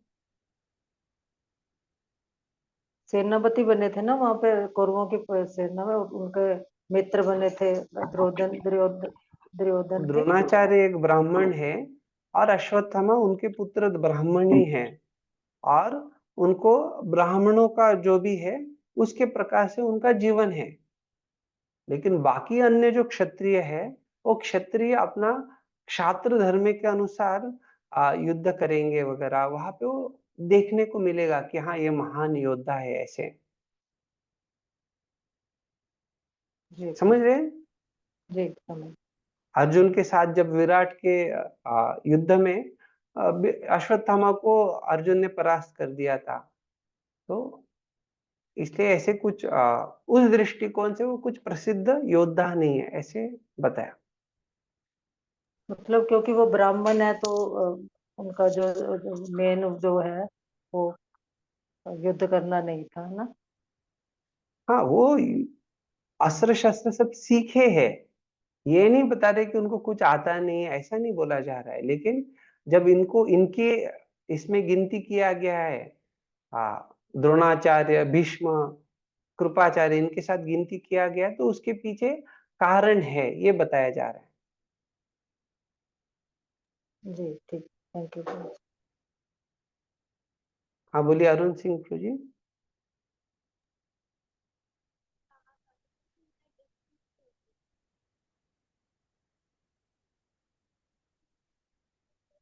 तो अर्धरथी क्यों कहते थे? इन शॉर्ट अगर बता सकते हैं तो बता दीजिए।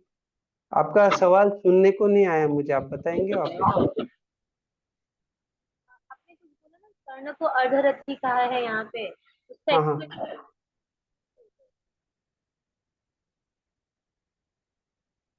वो चारू अर्जुन रूपिणी को, माता जी, आप वो बताइए माता जी क्या बोल रहे हैं, सुन के थोड़ा मुझे सुनाई नहीं दे प्रभु रहा। जी वो कह रहे हैं कर्ण को अर्धरथी क्यों कहा गया है। हाँ उसके आगे भी बहुत कुछ बोले हो, ठीक है कुछ समस्या नहीं। ये जो सवाल है उनको अर्धरथी क्यों कहा गया, तो भीष्म पितामह जो उनको अर्धरथी कहते हैं क्योंकि उनको परशुराम जी के द्वारा शाप मिला था। वो परशुराम जी के पास जब विद्या सीखने के लिए जाते हैं, तो परशुराम जी जो है वो केवल ब्राह्मणों को विद्या सिखाने वाले थे, लेकिन जब ये कर्ण परशुराम जी के पास जाते हैं तो उनको झूठ बताते कि मैं ब्राह्मण हूँ, और झूठ बता के वो उनसे विद्या अर्जित करते हैं। लेकिन जब ऐसा प्रसंग आता है कि परशुराम जी जो है ये कर्ण के क्या बोलते हैं, लैब, गोद में सर, गोद में गोद। ऐसे विश्राम कर रहे थे, तो प्रसंग आता है कि कैसे एक कीटक आके जो है उनको काटता है और बहुत सारा खून निकलता है, और वो इतना जो खून निकल रहा है उसके स्पर्श से जब वो परशुराम जी उठ जाते हैं, तो उस समय पे वो कहते हैं कि आप ब्राह्मण नहीं हो सकते हो, क्योंकि ब्राह्मण जो है ऐसा सहन नहीं कर पाएगा शारीरिक जो वेदना है उसको, तो निश्चित रूप से आप जो एक क्षत्रिय हो तो सही बताइए। तो उस समय पे फिर उनका पोल खुल जाता है कि उन्होंने झूठ बोला था, तो उस समय पे परशुराम जी उनको शाप देते हैं। तो उसके कारण से फिर, और ये अज्ञात था भीष्म पितामह को। ठीक है, अभी यहाँ पे हम देख रहे इन्होंने ये दोन महान योद्धा जो है भीष्म और द्रोणाचार्य का नाम लिया है, और फिर बाकी अलग अलग जो योद्धा है उनके बारे में वो बता रहे हैं, और उन्होंने किस प्रकार से एक वर्ण व्यवस्था का भी सम्मान रखते हुए पहले ब्राह्मण अर्थात द्रोणाचार्य को संबोधित किया। अभी जब हम कर्ण के बारे में बता रहे तो देखा जाए तो ये मानसिकता ऐसा है कि कर्ण का ये विचार है, हाँ, भीष्म जो है दादाजी, ये इनका मेरे बारे में कुछ अच्छा सोच नहीं है। मैं इनका कुछ बात सुन के क्या लाभ, मैं तो अकेले ही सबके साथ युद्ध करके सबको मार सकता हूँ, और मेरा इतना क्षमता है, और मैं अगर इस बूढ़े के इस भीष्म पितामह के साथ युद्ध करूंगा तो मैं लोगों को मारूंगा और इसका श्रेय जो है इसको बूढ़े व्यक्ति को जाएगा। इस प्रकार से उसका कुछ सोच होता है। तो इसलिए जब तक भीष्म धाराशायी नहीं होते तब तक मैं युद्ध में सम्मिलित नहीं होऊंगा, इस प्रकार का वो सोच रखते हैं।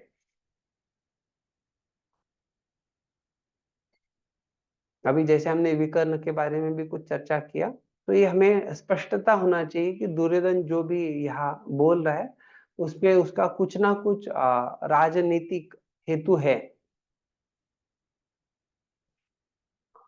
अभी देखा जाए तो जब युद्ध होता है तो युद्ध से पहले प्रयास किया जाता है कि हमारे पक्ष में जो लोग आ सकते हैं उनको बुलाया जाए या लाया जाए। तो क्षत्रियों का निश्चित रूप से ये कर्तव्य है और उनको अच्छा लगता है युद्ध करना, लेकिन ये जरूरी नहीं कि वो किस बाजू से युद्ध कर रहे हैं। अगर वो धर्म युद्ध है तो वो ये उनको ऐसे समस्या नहीं होता कि किस बाजू से युद्ध कर रहे हैं। तो युधिष्ठिर महाराज जब घोषणा करते हैं युद्ध के शुरुआत में कि ये धार्मिक नीति नियमों के अनुसार जिनको अपने बाजू बदलना है या जिस तरफ से वो युद्ध करे, जिनको दूसरे पक्ष से युद्ध करना है वो अभी कर सकते हैं युद्ध शुरू होने से पहले। और एक बार अगर उन्होंने जो चयन किया है फिर उनको उसी तरफ से युद्ध करते रहना चाहिए।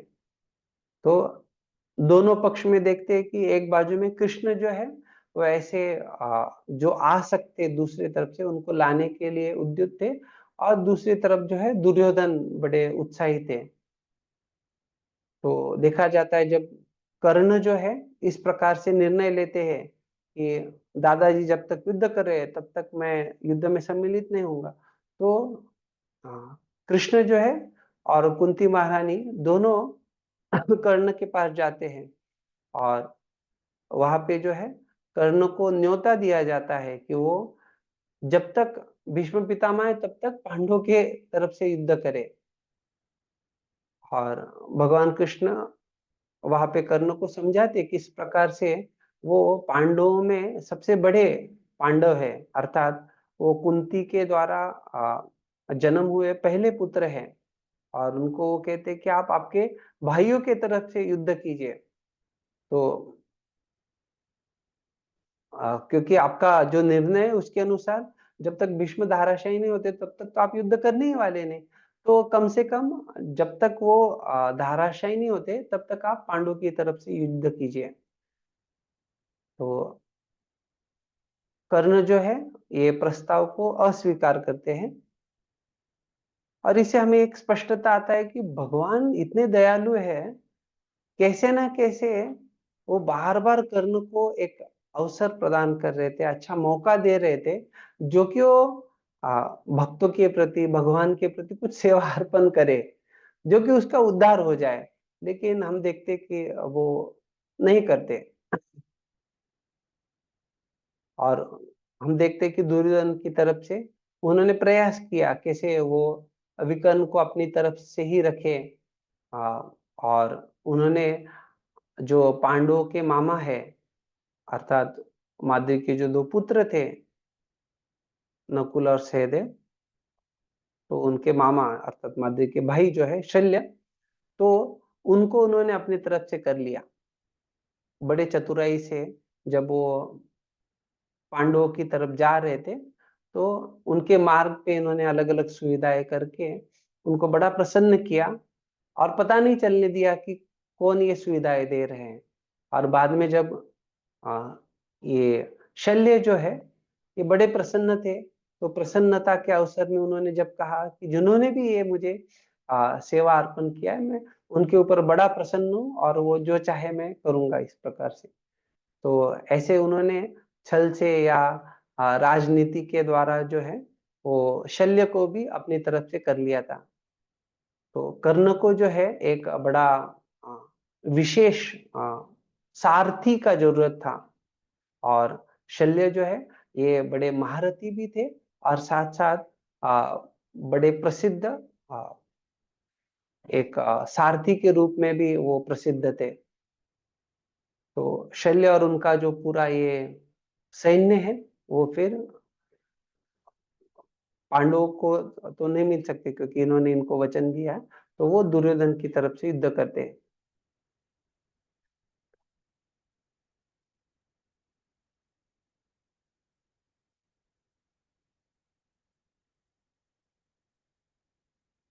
अन्ये च बहवः शूरा मदर्थे त्यक्तजीविताः नानाशस्त्रप्रहरणः सर्वे युद्ध विशारदाः।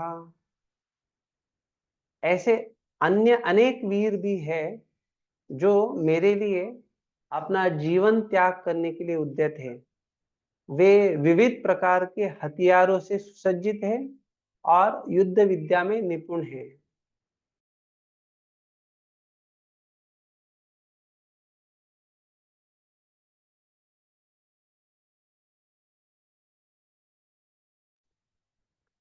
तो यहाँ पे बताया जा रहा है कि मद अर्थे त्यक्त जीविता।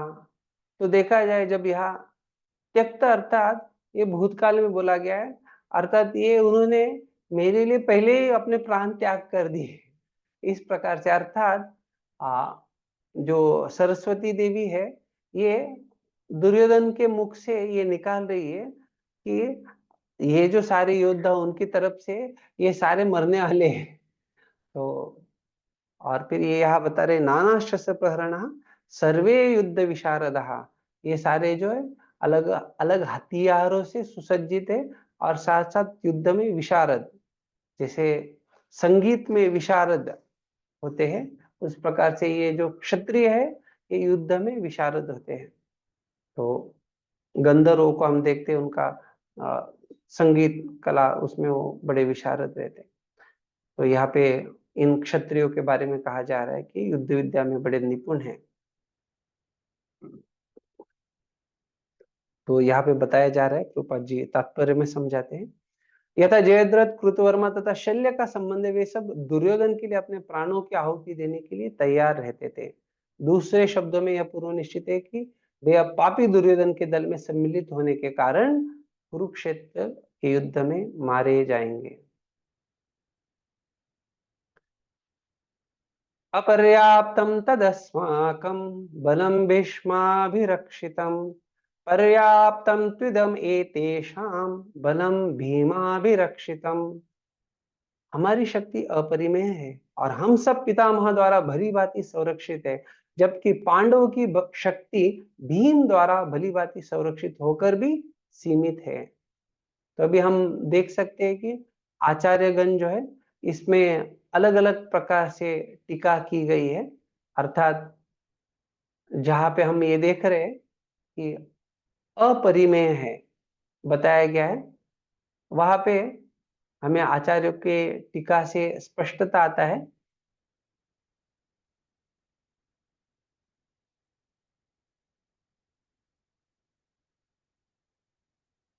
विश्वनाथ चक्रवर्ती ठाकुर जो है वो कहते हैं अपर्याप्तम, अर्थात हमारी जो सेना है वो काफी नहीं है या जितनी मात्रा में चाहिए उतनी नहीं है, इसीलिए हम पांडवों के साथ युद्ध करने में सक्षम नहीं है। इस प्रकार से वो अपर्याप्तम जो है उसके बारे में यहाँ बता रहे हैं। लेकिन यहाँ अगर हम देखा जाए तो एक ये भी अर्थ लग रहा है कि अपर्याप्तम तदस्माकम बलम भीष्माभिरक्षितम, क्यों? क्योंकि भीष्म पितामह हमारा रक्षण कर रहे हैं, इस कारण से हमारी सेना जो है अपरिमेय है।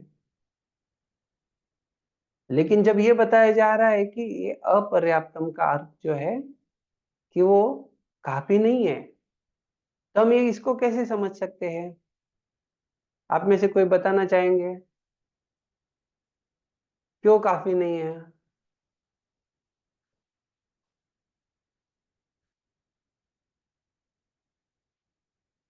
ये प्रश्न समझ में आया? जी प्रभु जी, बोलिए। ऐसे भी हम कह सकते हैं ना कि दूसरी तरफ वो भगवान को देख रहे हैं कि उनकी उनकी जहाँ पे भगवान है उनकी शक्ति जो है अपर्याप्त अपर्याप्त कह सकते हैं, अपरिमेय कह सकते हैं। दूसरी तरफ भगवान है, इसलिए यस। तो ये पूछो इनकी तरफ से, मैं वो तरफ से नहीं सवाल पूछा है। अभी जो जिज्ञासा या सवाल है हमारा ये है कि दुर्योधन जो है कौरव की तरफ से बात ये बता रहे हैं। क्योंकि उनके पास अक्षणी सेना भी है और वो भी सब कुछ है, इसलिए वो कह रहे थे हमारे पास तो बहुत बहुत है, उनके पास तो कुछ भी नहीं है, सिर्फ भीष्म है और द्रोणाचार्य। नहीं नहीं, हम एक ही चर्चा कर रहे हैं अभी कौरव सेना का। जब ये अपर्याप्त शब्द के दो अर्थ होते हैं, एक तो अपरिमेय है, दूसरा है कि वो पर्याप्त नहीं है या वो काफी नहीं है। दोनों अर्थ से, तो एक अर्थ से तो ये आप समझ रहे हैं, आप जो बता रहे हैं, लेकिन दूसरा अर्थ कैसे समझ सकते हैं हम? प्रभु जी मैं ट्राई करूँ, क्षमा कांति। हाँ बोलिए माता जी। प्रभु जी मैं बोल रही थी कि it may be wrong also, कि दुर्योधन असंतुष्ट रहता है ना हमेशा, तो उसके लिए उसको अपर्याप्त लग रहा था, भगवान की सेना भी कम लग रही थी। ओ, Was this? धन्यवाद माता जी। हरे कृष्णा प्रभु जी। हाँ अनिल प्रभु बोलिए। हाँ प्रभु जी, यहाँ बता रहे हैं कि भीष्म बहुत बुद्धिमान है और भीम मंद बुद्धि के, इससे उनकी शक्ति ज्यादा है। धन्यवाद धन्यवाद। और कौन बोलना चाह रहे थे? हरे कृष्णा प्रभु रतन जी। सिंह तो बोलिए। हरे कृष्णा प्रभु जी। हाँ और क्वांटिटी की दृष्टि से जो है दुर्योधन के पास में सेना ज्यादा थी, इसलिए वो कह रहा है कि हमारी शक्ति नहीं, वो ज्यादा तो है। हो गया ना, वो अपरिमेय है, वो हो गया। अच्छा। हाँ संकीर्तन धन प्रभु बोलिए। हरे कृष्णा प्रभु जी। यहाँ मुझे लग रहा है प्रभु जी, दुर्योधन जो है ना, वो अपनी शक्ति को कंपेयर कर रहा है कौरवों की शक्ति से, और वो नहीं, उस पांडव की परिप्रेक्ष्य शक्ति में, से। हाँ, पांडव की शक्ति से कंपेयर हाँ, कर रहा लेकिन है। हम वो और ये तुलना का बात नहीं कर रहे, हम यहाँ पे पूछ रहे हैं कि ये शब्द का अर्थ जो है ये कैसे, एक अपरिमेय है और दूसरा जो है वो पर्याप्त नहीं, ये कैसे समझे? प्रभु जी, गुरु गुरु उसके साथ उनके मतलब उनके जो उसकी शक्ति है, उस शक्ति को अपर्याप्त मान के ये कहना चाहता है कि गुरु हमारे साथ में है, पितामह की शक्ति से हमारी शक्ति पूर्ण हो जाती है। वो ये कहना चाहता है, मुझे जो लग रहा है प्रभु नहीं जी। नहीं नहीं, वो तो हो गया, वो देखा हमने, हमारी शक्ति अपरिमेय है वो बोल रहे। हम ये सवाल पूछे कि वो अपरिमेय नहीं है, इसका ऐसा अर्थ कैसे लगता है? ठीक है, कुछ प्रॉब्लम नहीं। तो देखा जाए तो हम जैसे पहले चर्चा कर रहे थे, क्योंकि भीष्म जो है, इन्होंने जब पांडव लोग पांडु महाराज के मृत्यु के पश्चात कुंती महारानी और सारे पांडव जो है ये आ, हस्तिनापुर में आते हैं। तो फिर पांडव जब आते हैं तो इसके पहले जो दुर्योधन और इनके पार्टी वाले ये पक्ष के जो लोग हैं या कौरव लोग जो है, इनका जो आदान प्रदान व्यवहार था उसमें वो सदाचार और आदर्श व्यवहार नहीं था, जो पांडवों ने अपने आदर्श सदाचार के द्वारा प्रस्थापित किया, बल्कि उनका जो सेवकों के साथ भी एक आदर्श व्यवहार था। उसके कारण से ये पांडव लोग जो थे ये बहुत धर्मपरायण और ये बड़े महान व्यक्तित्व वाले थे। और हम देखते कि भीष्म पितामह कोई साधारण व्यक्ति नहीं है, इनका हमने थोड़ा पहले चर्चा किया, तो ये बड़े महान विशेष व्यक्तिमत्व है। और जब हम देखते हैं कि कोई महान व्यक्ति है जिसको धर्म क्या है, सभ्यता क्या है, सही आचार विचार, संस्कृति, संस्कार क्या है, जो जानते हैं, उनको जब इस प्रकार से ऐसे जो ये पांडव लोग उनके संपर्क में आए, तो निश्चित रूप से वो बड़े प्रसन्न हो गए और वो लगाव बढ़ गया उनका, उनके प्रति स्नेह बढ़ गया। तो ये जो स्नेह था, उसके कारण से दुर्योधन जानता था कि हमारा जो बल है भीष्म के द्वारा रक्षित होने के कारण ये अपर्याप्त है, अपरिमेय है।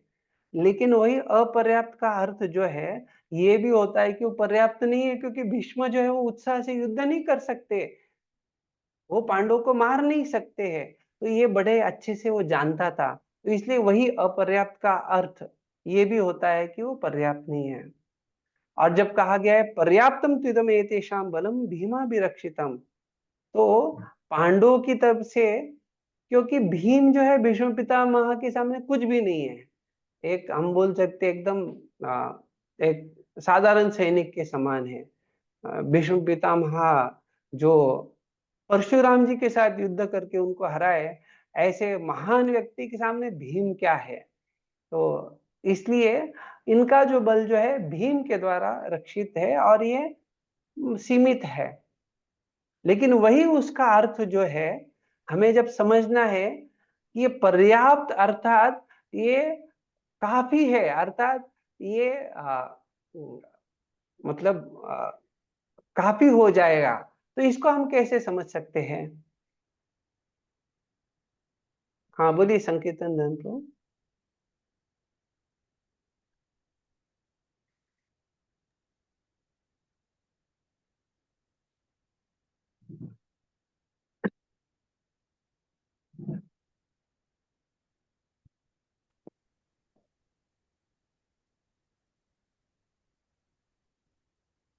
हाँ बोलिए चार रूपिणी माता जी। प्रभु जी आपने अभी बता दिया ना कि क्योंकि वो भीष्म पितामह जो है वो पांडवों से ज्यादा आसक्त थे और पांडवों से ज्यादा वो थे। नहीं, अभी हम अगला बात कर रहे हैं, पांडवों का चर्चा आ रहा है, अभी भीष्म पितामह का बात मत लाइए। भीष्म पितामह ही तो उन्हीं से ज्यादा वो थे ना।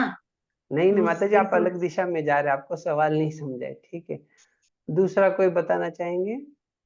सवाल मैं वापस दोहराता हूँ, सवाल ये है, प्रश्न ऐसा है कि जब भीम के द्वारा रक्षित है तो पर्याप्त काफी क्यों है? हम पर्याप्त का एक अर्थ देखते हैं कि वो सीमित है, काफी नहीं है, इस अर्थ से यह दिया है। लेकिन जब हम ये समझना चाहते हैं कि नहीं वो पर्याप्त है अर्थात काफी है, इसको कैसे समझे हम?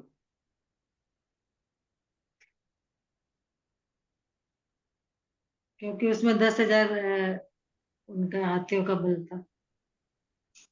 धन्यवाद धन्यवाद। हरे कृष्णा। सॉरी।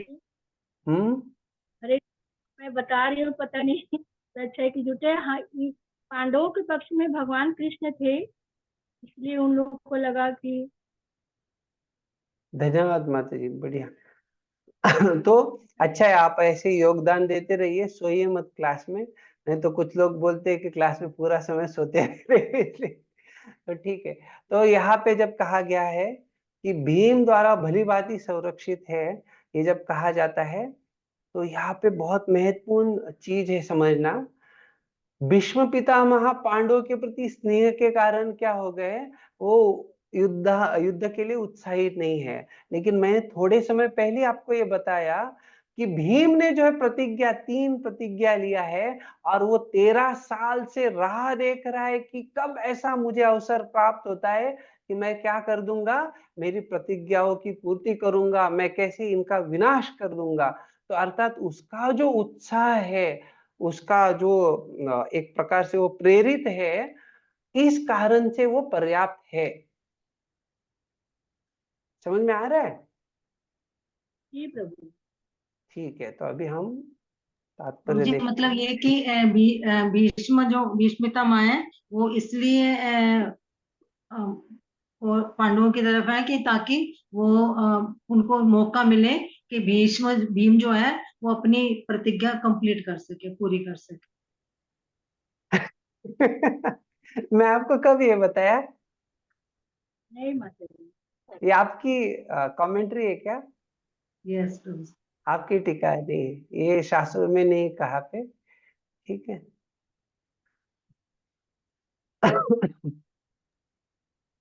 रूपा जी तात्पर्य में बता रहे, दुर्योधन सदैव भीम से ईर्ष्या करता था क्योंकि वह जानता था कि यदि उसकी मृत्यु कभी तो हुई भी तो वह भीम के द्वारा ही होगी, किंतु साथ ही उसे दृढ़ विश्वास था कि भीष्म की उपस्थिति में उसकी विजय निश्चित है, क्योंकि भीष्म कहीं अधिक उत्कृष्ट सेनापति है, वह युद्ध में विजयी होगा, यह उसका दृढ़ निश्चय था। अयनेषु च सर्वेषु यथा भागम अवस्थितः भीष्ममेवाभिरक्षन्तु भवन्तः सर्व एव हि। अतएव सैन्य में अपने अपने मोर्चों पर खड़े रहकर आप सभी भीष्म पितामह को पूरी पूरी सहायता दें। तो यह देखा जाए तो अभी मानसिकता ऐसा हो गया है कि वो सोच रहा है कि मैंने अगर भीष्म पितामह का गुणगान किया तो हो सकता है कि बाकी लोग सोचेंगे हम यहाँ पे किस लिए आए, या हमारी कुछ भी योग्यता है क्या नहीं है। तो इस प्रकार से उसका ये सोच है कि उनको भी मुझे प्रेरित करना चाहिए और उनको ये भी उनका क्या कर्तव्य है वो दिखाना चाहिए। तो वो कह रहे हैं कि हमारे पक्ष में भीष्म है जो महान योद्धा है, लेकिन उनको आ, किसी भी दिशा से कोई पीछे से आके आक्रमण कर सकता है, या उनका ध्यान नहीं उस समय उनके ऊपर आक्रमण किया जा सकता है, तो उनका हमें हर दिशा से संरक्षण दिया जाना चाहिए। तो उनका ये सोच है। विश्वनाथ चक्रवर्ती ठाकुर कहते हैं कि केवल जो है भीष्म पितामह के शक्ति के द्वारा हम जीवित रह सकते हैं, मतलब उनके कारण हम जीवित रहेंगे। तो बलदेव विद्याभूषण बताते हैं, अगर इस प्रकार से द्रोण जो है इनको अगर ये समझ में आ जाता है मेरे वचनों का क्या तात्पर्य है, तो वो युद्ध में उदासीन हो जाएंगे और इसलिए मेरा जो नियोजन है वो अपयशी हो जाएगा। तो इसलिए मुझे उनको कुछ ना कुछ जिम्मेदारी सुपुर्द करना चाहिए, देना चाहिए। तो इसलिए वो कहते हैं कि आप जो है ये भीष्म पितामह को सब दिशाओं से संरक्षण प्रदान कीजिए।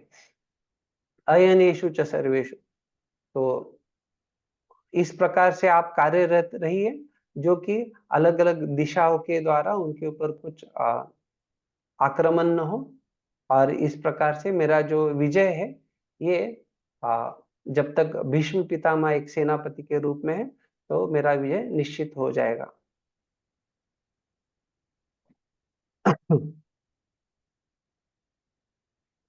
देखा जाए तो इसमें एक बड़ा महत्वपूर्ण है, उसका जो है द्रोण और भीष्म में बड़ा विश्वास है कि उनके कारण उसका विजय निश्चित होगा। क्यों? क्योंकि उसको लग रहा है कि जब द्रौपदी के साथ ये द्यूत क्रीड़ा में कुछ गलत व्यवहार किया जा रहा था या अन्याय किया जा रहा था, तो उस समय इन्होंने जो है कोई उसके खिलाफ कुछ ये बोले नहीं, न्याय के बारे में न्याय पूछा नहीं होगा, या द्रौपदी की तरफ से इन्होंने कुछ किया नहीं, ये चुपचाप बैठे रहे। तो इसलिए उसका भी ये सोचे कि अभी ये जो दोनों हैं, जैसे उन्होंने द्यूतक्रीड़ा के समय द्रौपदी के वस्त्रहरण के समय इन्होंने अपना जो भी स्नेह है उसको त्याग कर दिया था, उसी प्रकार से अभी भी उनको ये स्नेह त्याग करके पांडवों को मारने के लिए उत्साही होना चाहिए, उसका ये सोच है। रूपा जी तात्पर्य में कहते कि भीष्म पितामह के शौर्य की प्रशंसा करने के बाद दुर्योधन ने सोचा कि भाई अन्य योद्धा यह न समझ ले कि उन्हें कम महत्व दिया जा रहा है। तो हमने आचार्यों की टीका से ये भी समझा कि कैसे वो द्रोणाचार्य को भी कुछ लगना नहीं चाहिए मैं कुछ कम हूं, इस प्रकार से वो बता रहे हैं। दुर्योधन को पूर्ण प्रभु जी मैं ये हाँ। कह रही थी, ये जो दुर्योधन को ये कह रहा है दुर्योधन की इन्होंने द्रोणाचार्य और भीष्म पितामह ने उस समय द्रुत क्रीड़ा में द्रौपदी के साथ हुए गलत व्यवहार पे कोई कुछ ऑब्जेक्शन नहीं किया था। प्रभु जी उन्होंने क्यों ऐसा किया? हाँ, अभी आपका ये जो जिज्ञासा है बड़ा अच्छा है। आपका ये प्रश्न है कि जब द्यूत क्रीड़ा चल रही थी और द्रौपदी के साथ कुछ इस प्रकार से व्यवहार किया जा रहा था, तो उन्होंने कुछ उसके लिए किया क्यों नहीं ऐसे। तो अभी देखा जाए तो यहाँ पे जब कुछ धर्म का चर्चा आता है तो उस समय पे ये चर्चा होता है। द्रौपदी कहती है कि अगर युधिष्ठिर महाराज पहले ही दांव पे लग गए थे और उसके बाद उन्होंने मुझे दांव पे लगाया, तो अगर वो पहले खुद हार गए तो वो मुझको वापिस कैसे दांव पे लगा सकते।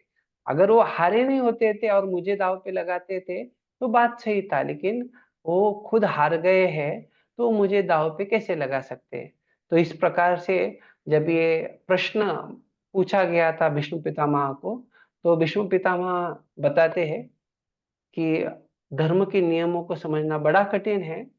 क्यों? क्योंकि देखा जाए तो पत्नी जो है वो हर अवस्था में पति की ही संपदा होती है, और क्योंकि वो पत्नी पति की ही संपदा है तो इसलिए बल्कि युधिष्ठिर महाराज हार गए उसके बाद भी वो द्रौपदी को दांव पे लगा सकते हैं, अर्थात वो उनकी संपदा है।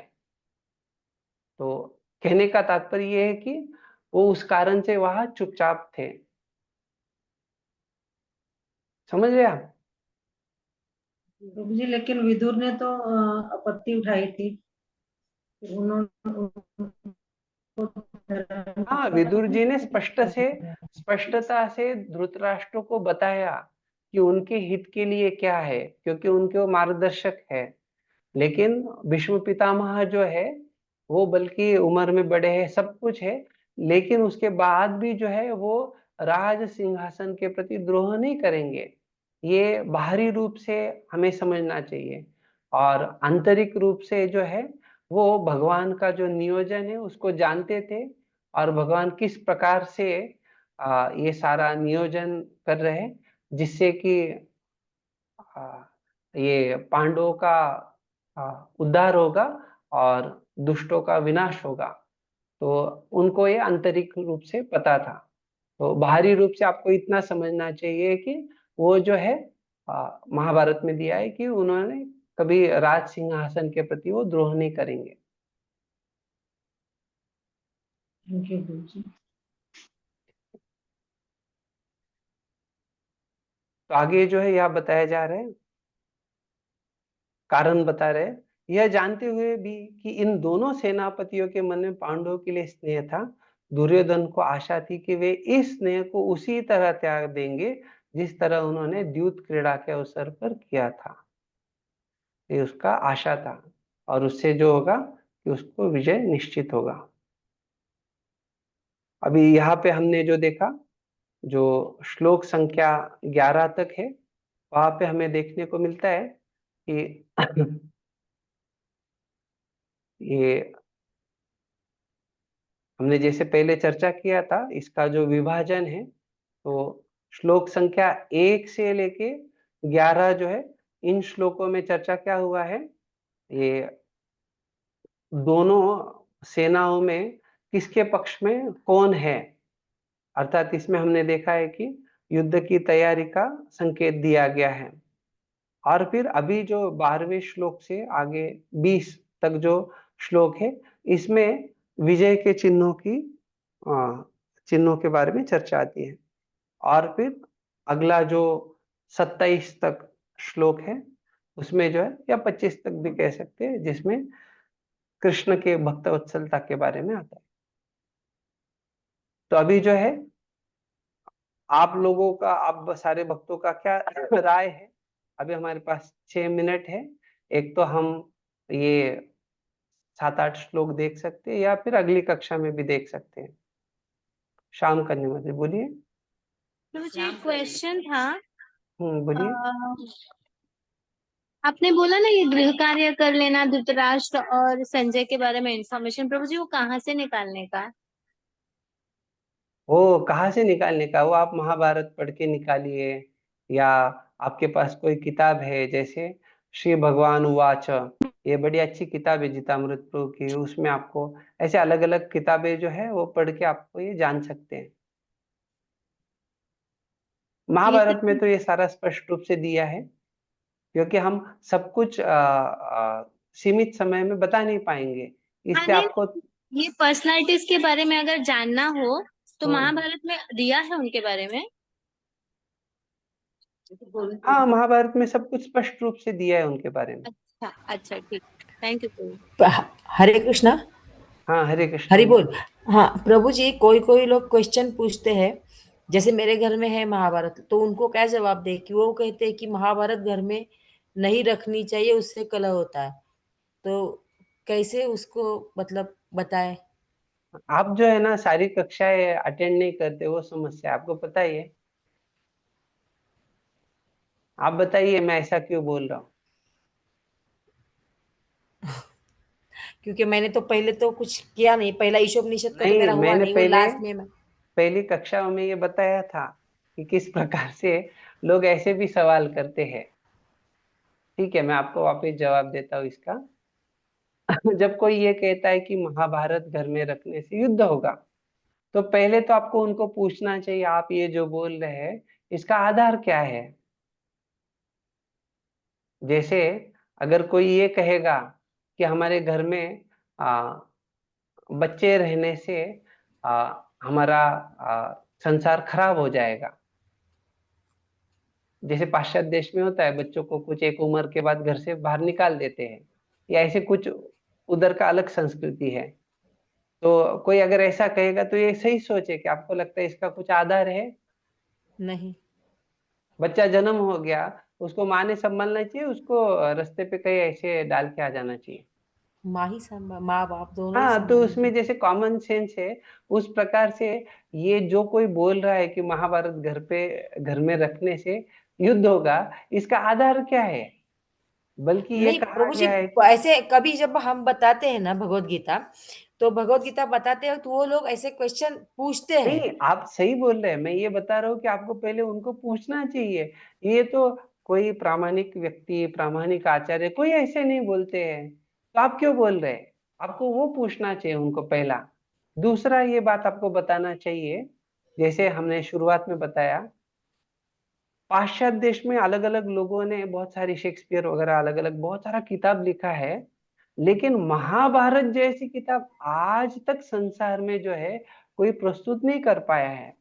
व्यासदेव जी जैसे जो लेखक है, हम देख सकते हैं कि ये ऐसी किताब है जिसमें 1 लाख श्लोक आते हैं।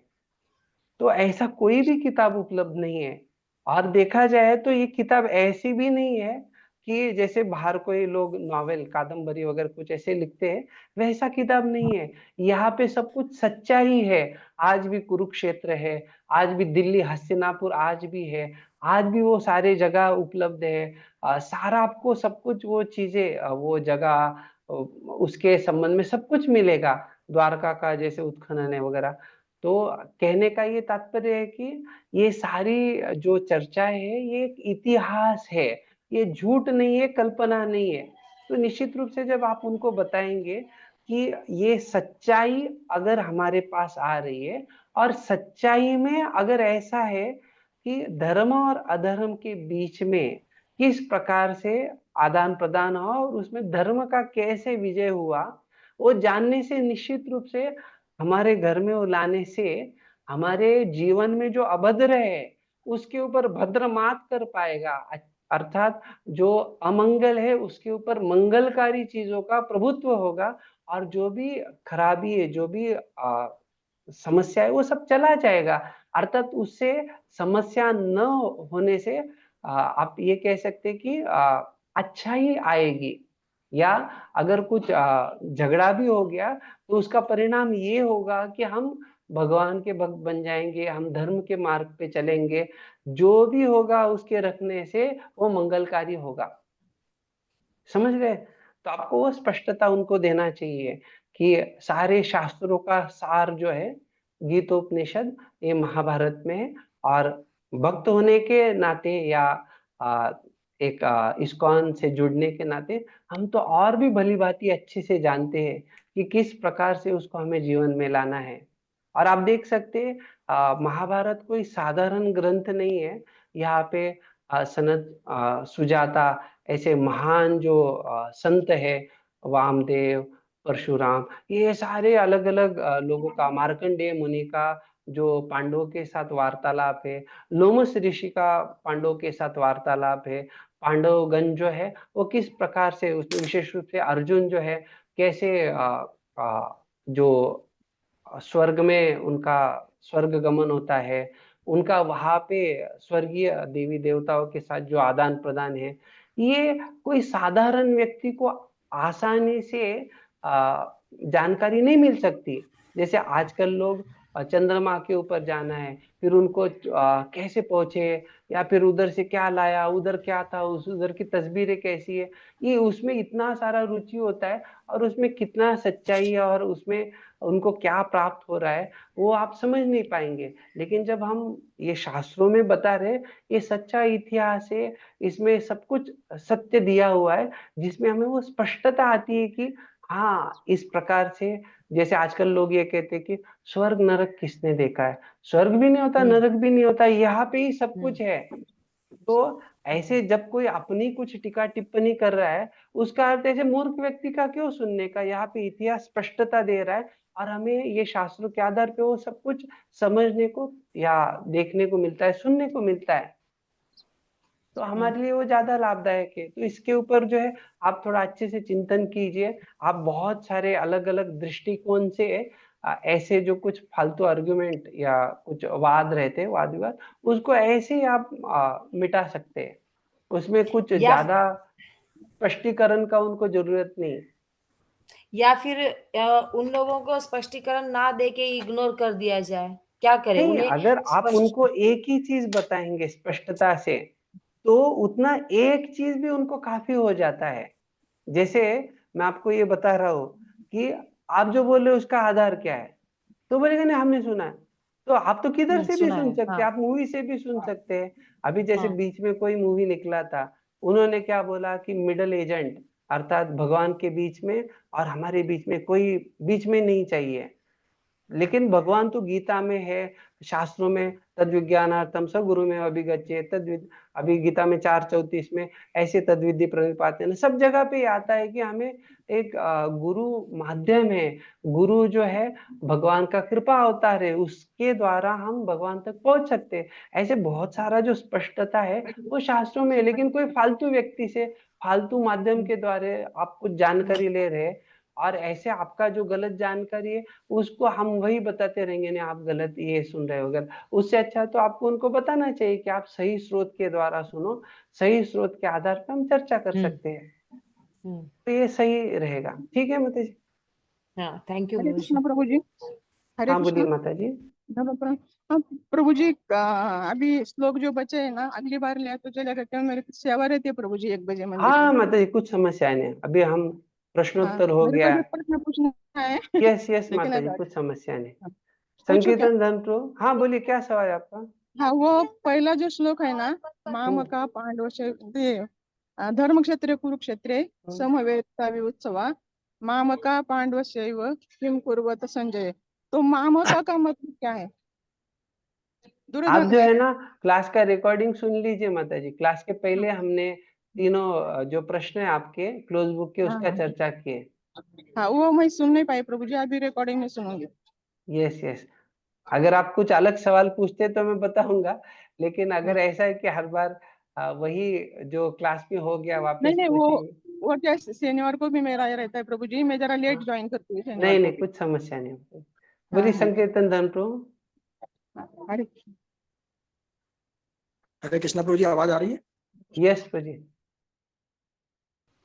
प्रभु जी यहाँ पे एक संशय होता है प्रभु जी कि जैसे दुर्योधन ने सब कुछ देखा वहां पे, उसने देखा कि भगवान की प्रेजेंस है वहां पे, क्योंकि वो उसने कोशिश करी कि उनको गिरफ्तार करे वहां पे, उनको मतलब जब वो गए थे दूत बन के, फिर भी प्रभु जी वो उनका आश्रय क्यों नहीं लेना चाह रहा था? वो पितामह और गुरु और सबके उसमें पड़ा था प्रभु जी। लाइक वाइज देखिए आज के क्या भौतिक रहता है ना, जिसके अंदर एक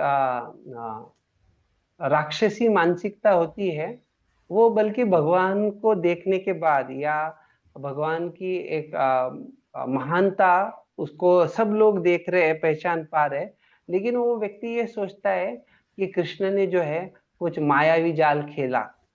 तो अभी क्या है, आप बोलेंगे कि वो ऐसा क्यों बोलता है? अभी हमारी जो स्थिति है, हमें हमारे अंदर कुछ विशेषता नहीं है जैसे वो लोगों के पास विशेषता थी। तो दुर्योधन जो है वो पानी के अंदर रह के ऊपर बर्फ बना सकता था, आप समझ रहे? तो उसके अंदर भी कुछ मायावी शक्तियां थी। तो उसने कहा कि ये कृष्ण ने भी क्या किया, कुछ अपना माया शक्ति दिखा के लोगों को भ्रमित कर दिया। आप समझ रहे? हरे कृष्णा प्रभु जी, पिछली बार भी बताया था कि प्लीज रिकॉर्डिंग जल्दी दीजिए, तो फिर ना नेक्स्ट अभी सैटरडे संडे लेक्चर है, मतलब भक्ति शास्त्री का क्लास है, तो शुक्रवार गुरुवार को आएगा ना, तो प्रभु जी वक्त ही नहीं मिलता। और जैसे मंडे को संध्या भोग रहता है, वेडनेसडे को राज, तो जल्दी मिलेगा ना, तो बीच बीच में वो थोड़ा सा कर लेंगे उतना, मतलब जो पीछे का। पिछली बार भी बताया था रिकॉर्डिंग थोड़ा जल्दी मिलेगा ना, जैसे आज खत्म हुआ, आज शाम या मंडे को भी मिलेगा ना, तो भी वो 2-3 दिन कर पाते हैं, लेकिन फिर अगला सैटरडे संडे से पहले 1-2 दिन मिलेगा तो नहीं होता प्रभु जी वो। सही, आप सही बता रहे। अभी मैं आपको एक बताऊंगा, आपके लिए सबसे महत्वपूर्ण क्या है पता है क्या? बहुत सारे भक्त लोग जो बंद किताब में अपयशी हो रहे हैं, उनको पास नहीं हो पा रहे, तो मेरा तो पहले आपको सबको ये सुझाव है कि जैसे हमने अभी आज पहले अध्याय के प्रश्नों का चर्चा किया, तो संभव है तो हम आपको ये सारे जो इसके जवाबों को वो स्पष्टता दे देंगे कैसे आपको लिखना है, और फिर आप उसका अच्छे से तैयारी कीजिए। आपका ओपन बुक आप अच्छे से लिखिए, आप जो है श्लोका के लिए तैयारी कीजिए। बाकी जो ये कक्षाएं है, ये जब भी आएगा रिकॉर्डिंग तब सुन सकते हैं। इसमें जो नहीं है प्रभु, हम एक गीता को अच्छे से समझने के लिए प्रयास कर रहे हैं। लेकिन अगर ऐसा है कि आप गीता समझने के लिए प्रयास करें लेकिन एग्जाम में फेल हो रहे, तो वो अच्छा नहीं है। तो हमने देखा कि हाँ पिछली प्रभु जी, कक्षा। हाँ प्रभु जी एकदम सही है, लेकिन मैं क्या बोल रही हूँ, जैसे अभी आपने क्वेश्चन मार्क मतलब ओपन बुक भी ले लिया, तो भी अभी कुछ कुछ क्या होता है, कभी कभी अभी ऑनलाइन है ना, तो घर में कोई बीच में आ जाता है, कोई कुछ बोलता है, तो उधर भी ध्यान जाता है, कभी कभी लेट हो हाँ नहीं, जाता है, सही है, तो वो आप हो सही जाता, बता रहे हैं। मैं तो उसके ये लिए नहीं अगर बोल रहा कि, रिकॉर्डिंग मिलेगा। हाँ नहीं, मैं आपके लिए ये नहीं बता रहा हूँ कि आपको वो रिकॉर्डिंग नहीं मिलना चाहिए, समय पे नहीं मिलना चाहिए। मैं बस ये बता रहा हूँ कि आपका जो समय है या शक्ति है, वो पहले आपका जो एग्जाम है उसके दृष्टिकोण से दीजिए। बाकी आपको जैसे BRU ऑफिस में बात करके आप जो भी जरूरत है वो कीजिए, और माता जी भी प्रभु आपको जी, कुछ हमारे बताएंगे। हमारे बोलने से नहीं होगा, आप उन्हें बोल दीजिए ना कि बाबा संडे हरे सैटरडे कृष्णा संडे का संडे माता को या फिर मंडे को भेज दीजिए करके। हाँ, माता हरे जी कृष्णा बता रहे माता जी। आपको। हाँ हाँ, एक सेकंड। माता जी, मैं पहले भी बोली हूँ आप लोगों को कि रिकॉर्डिंग ना इतना जल्दी 2 डेज के अंदर नहीं मिल सकता है माता जी, क्योंकि वो BDRV का ना बहुत सारे क्लासेस चलते हैं, ठीक है। जैसे हम लोगों का भी हिंदी का चल रहा है, तो वैसा इवनिंग में इंग्लिश का चलता है, फिर भक्ति वैभव, बहुत सारा बैक टू बैक चलता है, तो उन लोगों को भी अपलोड करना पड़ता है। फिर अभी IDC का भी चल रहा है, तो मैंने 2 दिन पहले जैसे प्रभु जी को बोला था, तो उनको शायद कुछ लोड हो रहा था, उन्होंने गलती से क्या किया, हमारे लिंक पे IDC का डाल दिया, ठीक है। तो इस तरह का फिर प्रॉब्लम आ जाएगा माता जी, तो इसके लिए ना थोड़ा वेट करना पड़ेगा। जैसे आपको एक आज का जैसे क्लास हुआ माता जी, तो इसके लिए आपको एटलीस्ट 3 डेज 4 डेज के अंदर उन लोग अपलोड कर देते हैं। लेकिन बार बार क्या होता है माता जी, एक चीज को बोलते रहेंगे ना, तो उन लोगों को भी वो अच्छा नहीं लगेगा। ऑलरेडी बोला हुआ है और लोग अपलोड कर भी देते हैं, आप अगर अच्छे से देखेंगे, जैसे आज हम लोगों का क्लास हुआ, आप अगर देखेंगे वो 3 डेज या 4 डेज के अंदर वो अपलोड कर देते हैं माता जी। लेकिन आप अगर बोलेंगे आज क्लासेस हुआ, हमें नेक्स्ट डे वो रिकॉर्डिंग चाहिए, दैट इज नॉट पॉसिबल। ये पॉसिबल नहीं है माता जी, क्योंकि बहुत सारे क्लासेस चलते हैं, तो ऐसे हम किसी को मतलब नहीं बोल सकते हैं कि हमारा रिकॉर्डिंग आपको नेक्स्ट डे दे देना पड़ेगा। समझ रहे हैं ना, वो हम लोग को भी थोड़ा कोऑपरेट करना पड़ेगा उनके साथ। ठीक है, ठीक है माता जी। चारू रूपिणी माता जी, कुछ सवाल है आपका? हरे कृष्णा प्रभु जी। प्रभु जी मैं ये कह रही थी, ओपन बुक के आंसर जहाँ पे पिछली बार भेजे थे क्लोज बुक वाले, उसी पे भेज दें? यस माता जी, उसी में भेजना है। मैं लिंक आज मैं डाली थी ना कल, कि आज मैं ग्रुप में डाल दूंगी, तो मैं डाल दूंगी ग्रुप में आज लिंक। ठीक है, ठीक है माता जी। आंसर बता रहे वाञ्छाकल्पतरुभ्यश्च कृपा सिन्धुभ्यैव च पतितानां पावनेभ्यो तानां वैष्णवेभ्यो वैष्णवेभ्यो नमः। अनंत नमो कोटि नमः। वैष्णव वृंद की वैष्णव जय। शील की जय, प्रभुपाद की जय। निताय की गौर जय। प्रेमानंदे हरि हरि हरि हरि बोल। बोल। सभी वैष्णव को जय विनम्र प्रणाम, बहुत बहुत कोई तो धन्यवाद। जय करो, जय हरे हरे कृष्णा। हरे हरे कृष्णा कृष्णा प्रभु कृष्णा जी। कृष्णा हरे हरे, राम राम राम हरे राम कृष्णा हरे। प्रभु जी, थैंक यू। हरे कृष्णा। जी ना। कृष्णा।